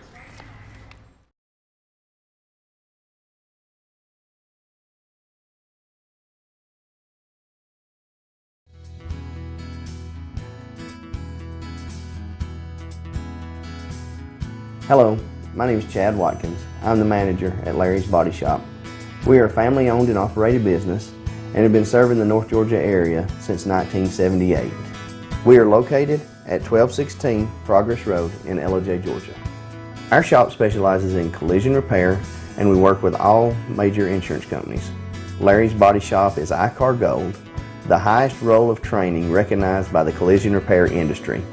It is estimated that only 10% of collision shops meet these standards. Our shop consists of state-of-the-art equipment such as laser measurement system, down-drive spray booth, spot and MIG welding equipment. All of our paints are mixed on site so that we can guarantee your paint to match every time. I know that having an accident can be a stressful event. We take pride in making sure our customers are satisfied with the repair of their vehicles. Our waiting area is clean and comfortable with free Wi-Fi and refreshing beverages. So if you're in an accident, stop by and see us at Larry's Body Shop. Do you feel like healthcare has become too impersonal? 3 times an hour, I'll get you in, I'll get you out. At Lifetime Medical Center, you're more than a number. We get to know you, not just your medical issues. Dr. Alana Kent is board certified in family practice and offers same-day appointments. She and her staff treat conditions from minor to chronic issues. Lifetime Medical Center, convenient to Jasper and Blue Ridge. This may sting a little.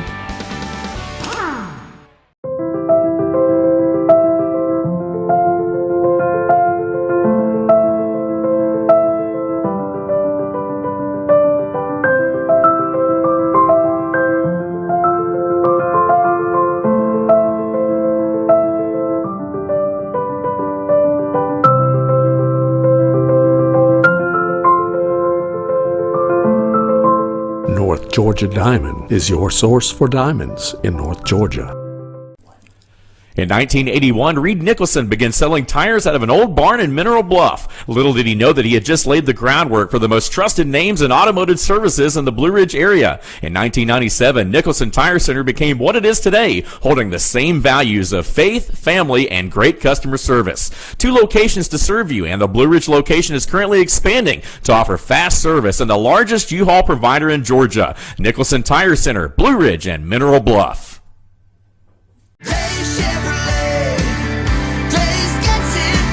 It's been 4 generations of family ownership, tens of thousands of customers, and more Chevys than we'd ever be able to count. And more than 60 years later, when we say Days gets it done, we still mean it. With the North Georgia Mountains lowest Chevy prices, a huge selection, and outstanding customer care. See Days Chevrolet in Jasper, and let's get it done. Days Chevrolet. Days gets it done. Find new roads.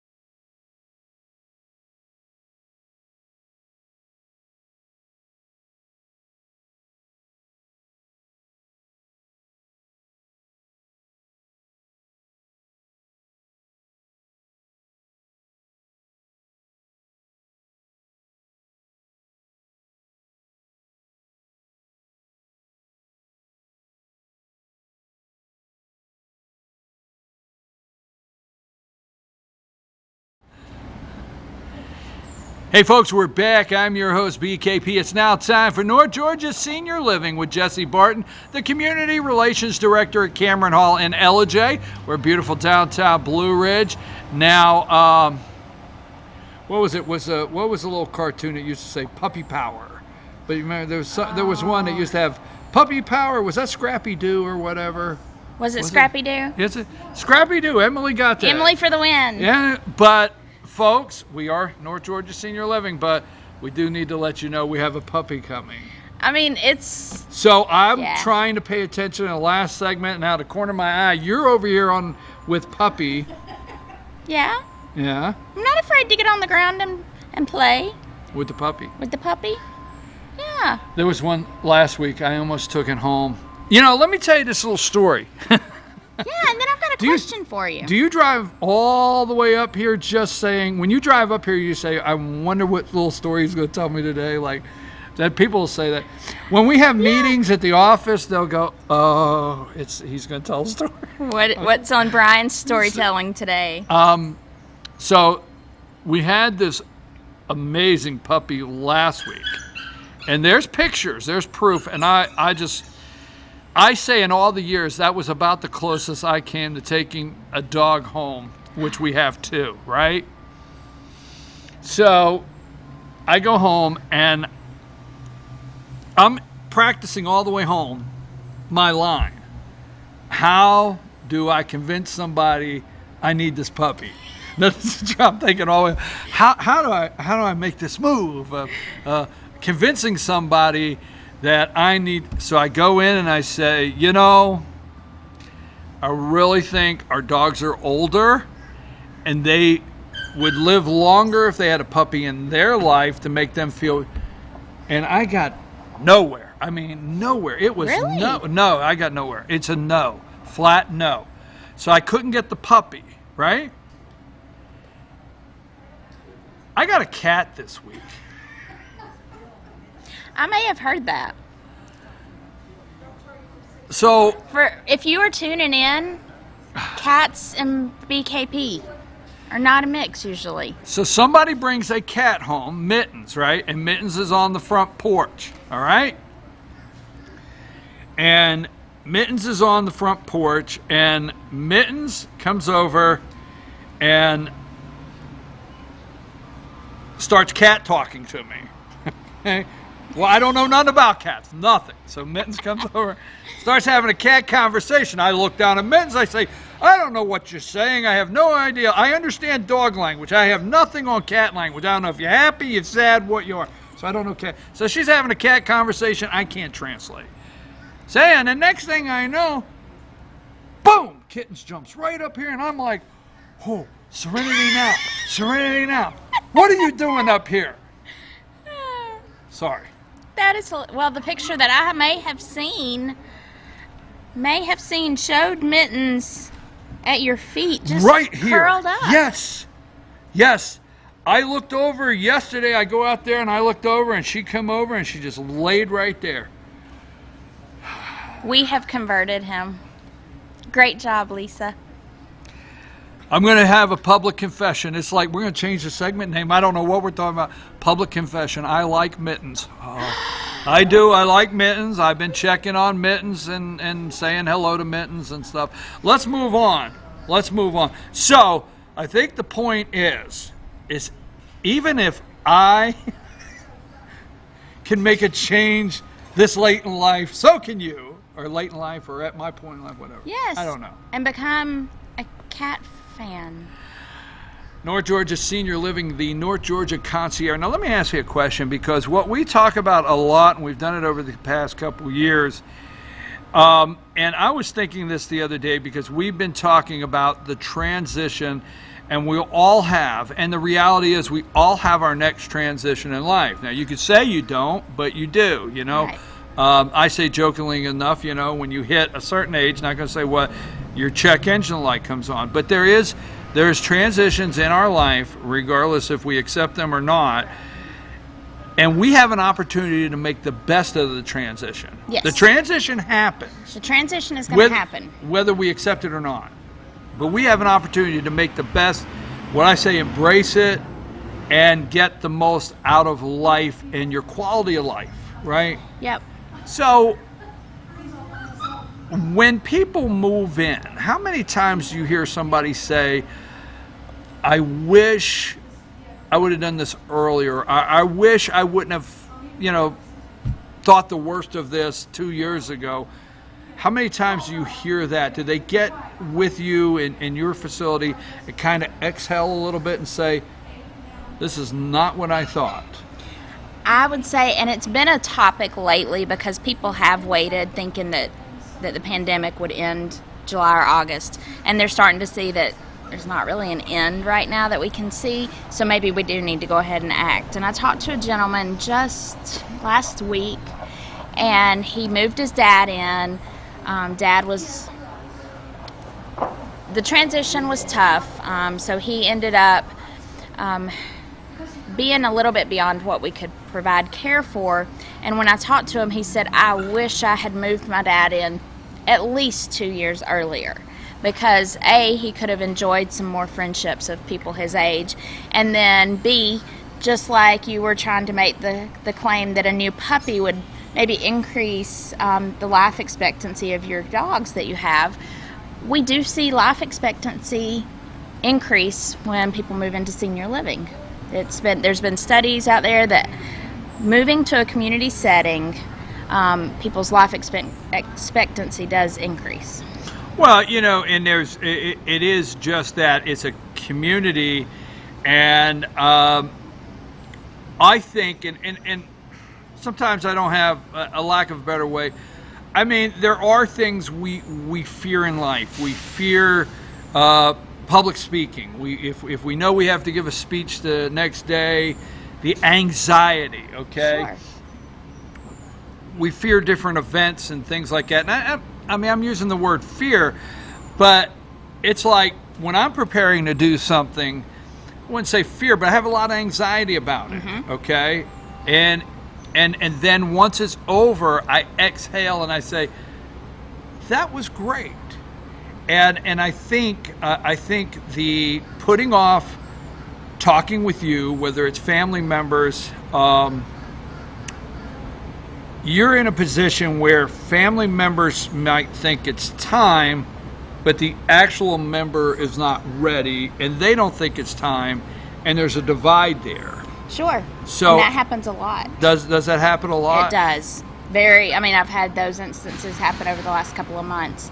And so that does create a divide. So the question I like to pose, whether it's a family member saying, maybe they don't want to admit that mom has gotten to the point that she has. So they're like, I don't think mom's ready. Or maybe the mom is saying, I'm not ready. So the question I like to pose to both of them, because a lot of times they haven't thought about it. It's just a way to put the decision off. I'll ask them, I'll say, hey, Brian, you say you're not ready, but tell me, what does ready look like? When will you know that's the decision that you need to make? And a lot of times they don't have an answer.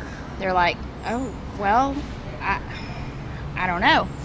And then to your point of fear, I think that's exactly what it is. I listened to a podcast this week, and it said a lot of times when we have an event, such as public speaking or such as a transition that we know we need to make, we tell ourselves stories, the what ifs, maybe the negative stories about it. And so a lot of times people have this story in their mind of, if I'm moving to senior living, I'm moving to a nasty, yucky, clinical setting. They're equating it to those bad places that we used to hear about. And so they're telling themselves this story, which creates all of this fear and anxiety around a move. Well, I always get I feel emotional and can understand in this segment of that transition in life to the next place where you're at. And for the most part, kids see the family home, that's where they grew up. Mm-hmm. So there's emotional attachment. You raised all your kids in this home, and that's where they grew up, and that's where you had your family, so there's an emotional attachment. And when I say this in all due respect. I understand the emotional attachment, but that's not who you are. the physical things is not who you are.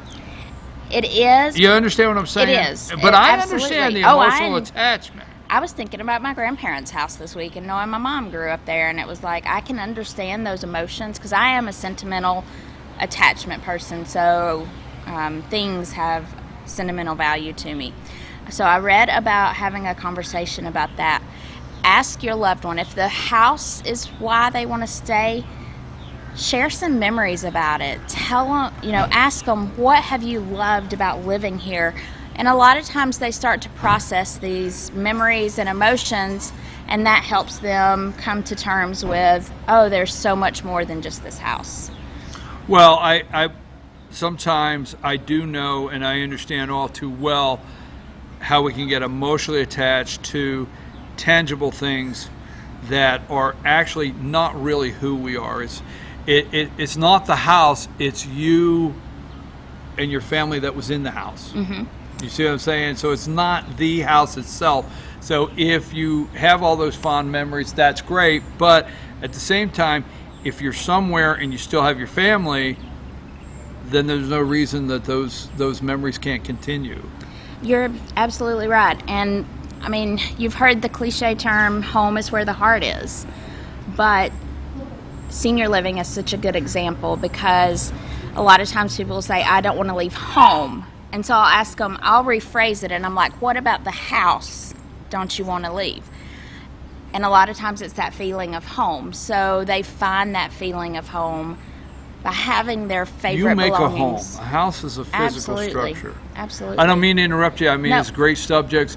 Tell people how they can get in touch with you, Jesse, if they want to talk to you about anything with North Georgia Senior Living or the possibility of moving in Cameron Hall and LJ. Sure. Call me at 706-515-4100.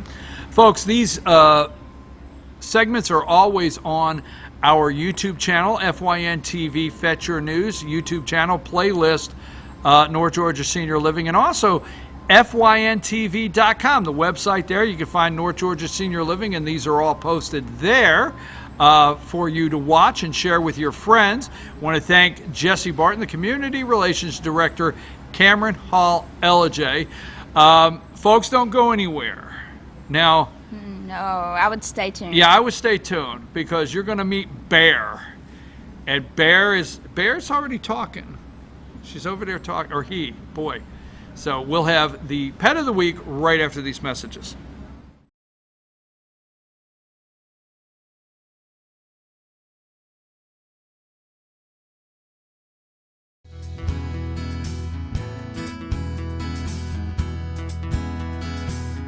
Hello, my name is Chad Watkins. I'm the manager at Larry's Body Shop. We are a family-owned and operated business and have been serving the North Georgia area since 1978. We are located at 1216 Progress Road in LJ, Georgia. Our shop specializes in collision repair and we work with all major insurance companies. Larry's Body Shop is ICAR Gold, the highest role of training recognized by the collision repair industry. It is estimated that only 10% of collision shops meet these standards. Our shop consists of state-of-the-art equipment such as laser measurement system, down-drive spray booth, spot and MIG welding equipment. All of our paints are mixed on site so that we can guarantee your paint to match every time. I know that having an accident can be a stressful event. We take pride in making sure our customers are satisfied with the repair of their vehicles. Our waiting area is clean and comfortable with free Wi-Fi and refreshing beverages. So if you're in an accident, stop by and see us at Larry's Body Shop.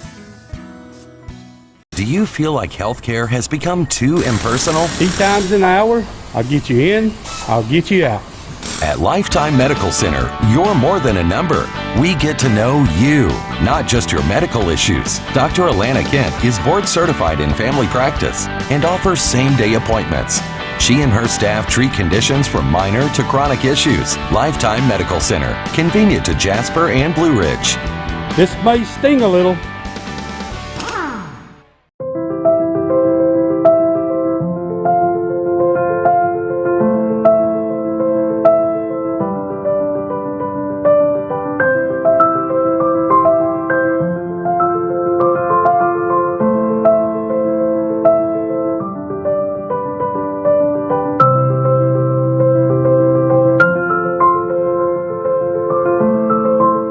North Georgia Diamond is your source for diamonds in North Georgia. In 1981, Reed Nicholson began selling tires out of an old barn in Mineral Bluff. Little did he know that he had just laid the groundwork for the most trusted names in automotive services in the Blue Ridge area. In 1997, Nicholson Tire Center became what it is today, holding the same values of faith, family, and great customer service. 2 locations to serve you, and the Blue Ridge location is currently expanding to offer fast service and the largest U-Haul provider in Georgia. Nicholson Tire Center, Blue Ridge, and Mineral Bluff.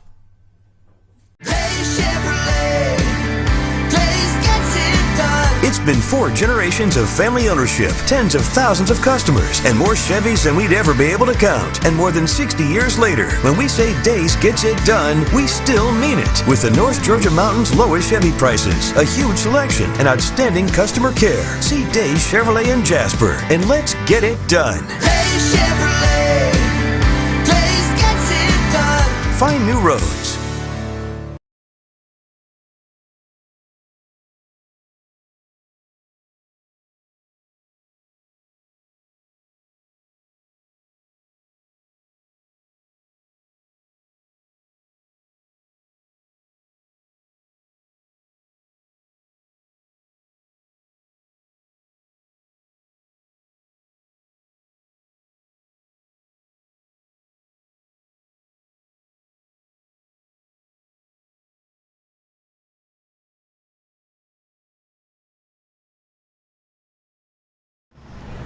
Hey folks, we're back, and this is the Pet of the Week with the Humane Society of Blue Ridge, and this is Bear.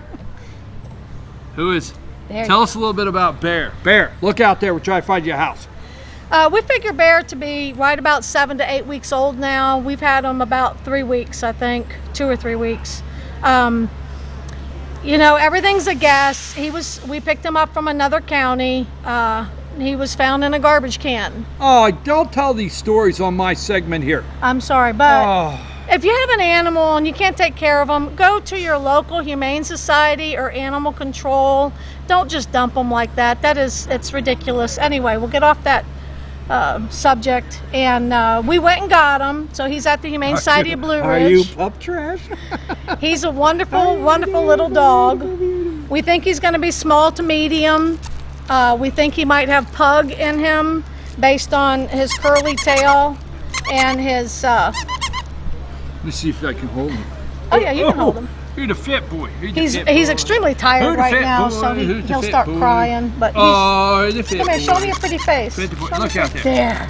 There, show me your pretty face. Show me your pretty face. There you go. Wave your paws in there. Yes, there you go. Hold your toy. Hold your little toy, Mittens. But anyway, he, of course, you know, he's an intake, and he's had his first shot, and he'll be available in a little while. But if you're interested in Little Bear or Bear, I call him Little Bear because I have a bear across the street, and my dogs get confused. Some water? Want some water? There you go. No? Okay. So how old do you think Bear is? We think he's between like 7 or 8 weeks. He's very young. He's very playful. He's getting to the point where he doesn't sleep as much. He doesn't really like the sun, so I'm very grateful the sun's gone away for a little bit. When I take him outside, he heads straight for the shady area, and then he'll play. He's really funny. So he'll love the winter. But he's a really good dog, really good puppy. Of course, he is a puppy. There's a lot of training involved with a puppy. There's a big truck coming. He's a little scared of loud noises. And when the motorcycle or my dogs start barking, he'll run and hide. So is Happy still there from last week? Or did all 7 have been adopted? All 7? All 7 of the puppies have been adopted. I think Happy might still be waiting to be picked up, but they have all. Yeah, he'll bite your ear. You just chewed my ear. Come here. My ear's not a chew toy. Turn around and show me your pretty face. Can you sit? There we go. Yes, there we go. Folks, we are trying to find Bear's forever home because I can't have a bear at my house. He has a thick coat. Yes, I know. Did you hear I have a cat? Yes, I did. I heard you had a cat. Mittens. And I'll tell you what, Bear likes cats. So you know, this week I got a cat. Mittens. Oh, here comes the sun. Mittens is on the front porch. I know. So the next thing I know, Mittens is laying right here, and then Mittens is over there. And Mittens keeps rubbing up on my leg, purring. And I asked somebody, I asked my wife, I said, what's that mean? And they said, that means he likes you. She likes you. Yeah. And the next thing I know, Mittens jumped right here. And I've never's a long time, never had a cat right here. Really? Next thing I knew, Mittens was, I'm like, oh. See, he likes you. They always go to the people they know really don't like cats. Do they? Yeah. Yeah. You can be in a whole house and there's one person that doesn't care for cats and that cat always goes there. Yes, it seems to always happen. One person in the room and the cat finds the one that doesn't like cats. Well, I have a cat now. Let's find this guy, Bear's Forever Home. He's at the Humane Society of Blue Ridge.org, and they are open, but you need to make an appointment. You have to call, make an appointment, and you can come and see all of the dogs and cats they have available. Appointment, call there. Their phone number's on the website. And if you want to adopt and you have pets, they want you to do a meet and greet. So yes. Tell them how they can get in touch with you. Call 706-632-4357. Go to our website, humanesocietyofblueridge.org, and all of them are posted there. Follow us on Facebook. We always post the dogs on Facebook and show them at the shelter and interact with them. And I said call us. Yeah, yes. That's so. I think I got everything, didn't I? Oh, we're at 171 Mineral Springs Road, but give us a call if you want to come out. We are following the regular protocols. Humane Society of Blue Ridge.org. Let's help Bear and all their cats and dogs out there find forever homes today. I'm your host, BKP. We're at Sycamore Crossing in downtown Blue Ridge. That is our show. We will be back Monday morning at 8 a.m. FYNTV.com. Hey, Bear, I think you're going to find a home. I just feel it. Oh, yeah. All right, we're out. See you Monday.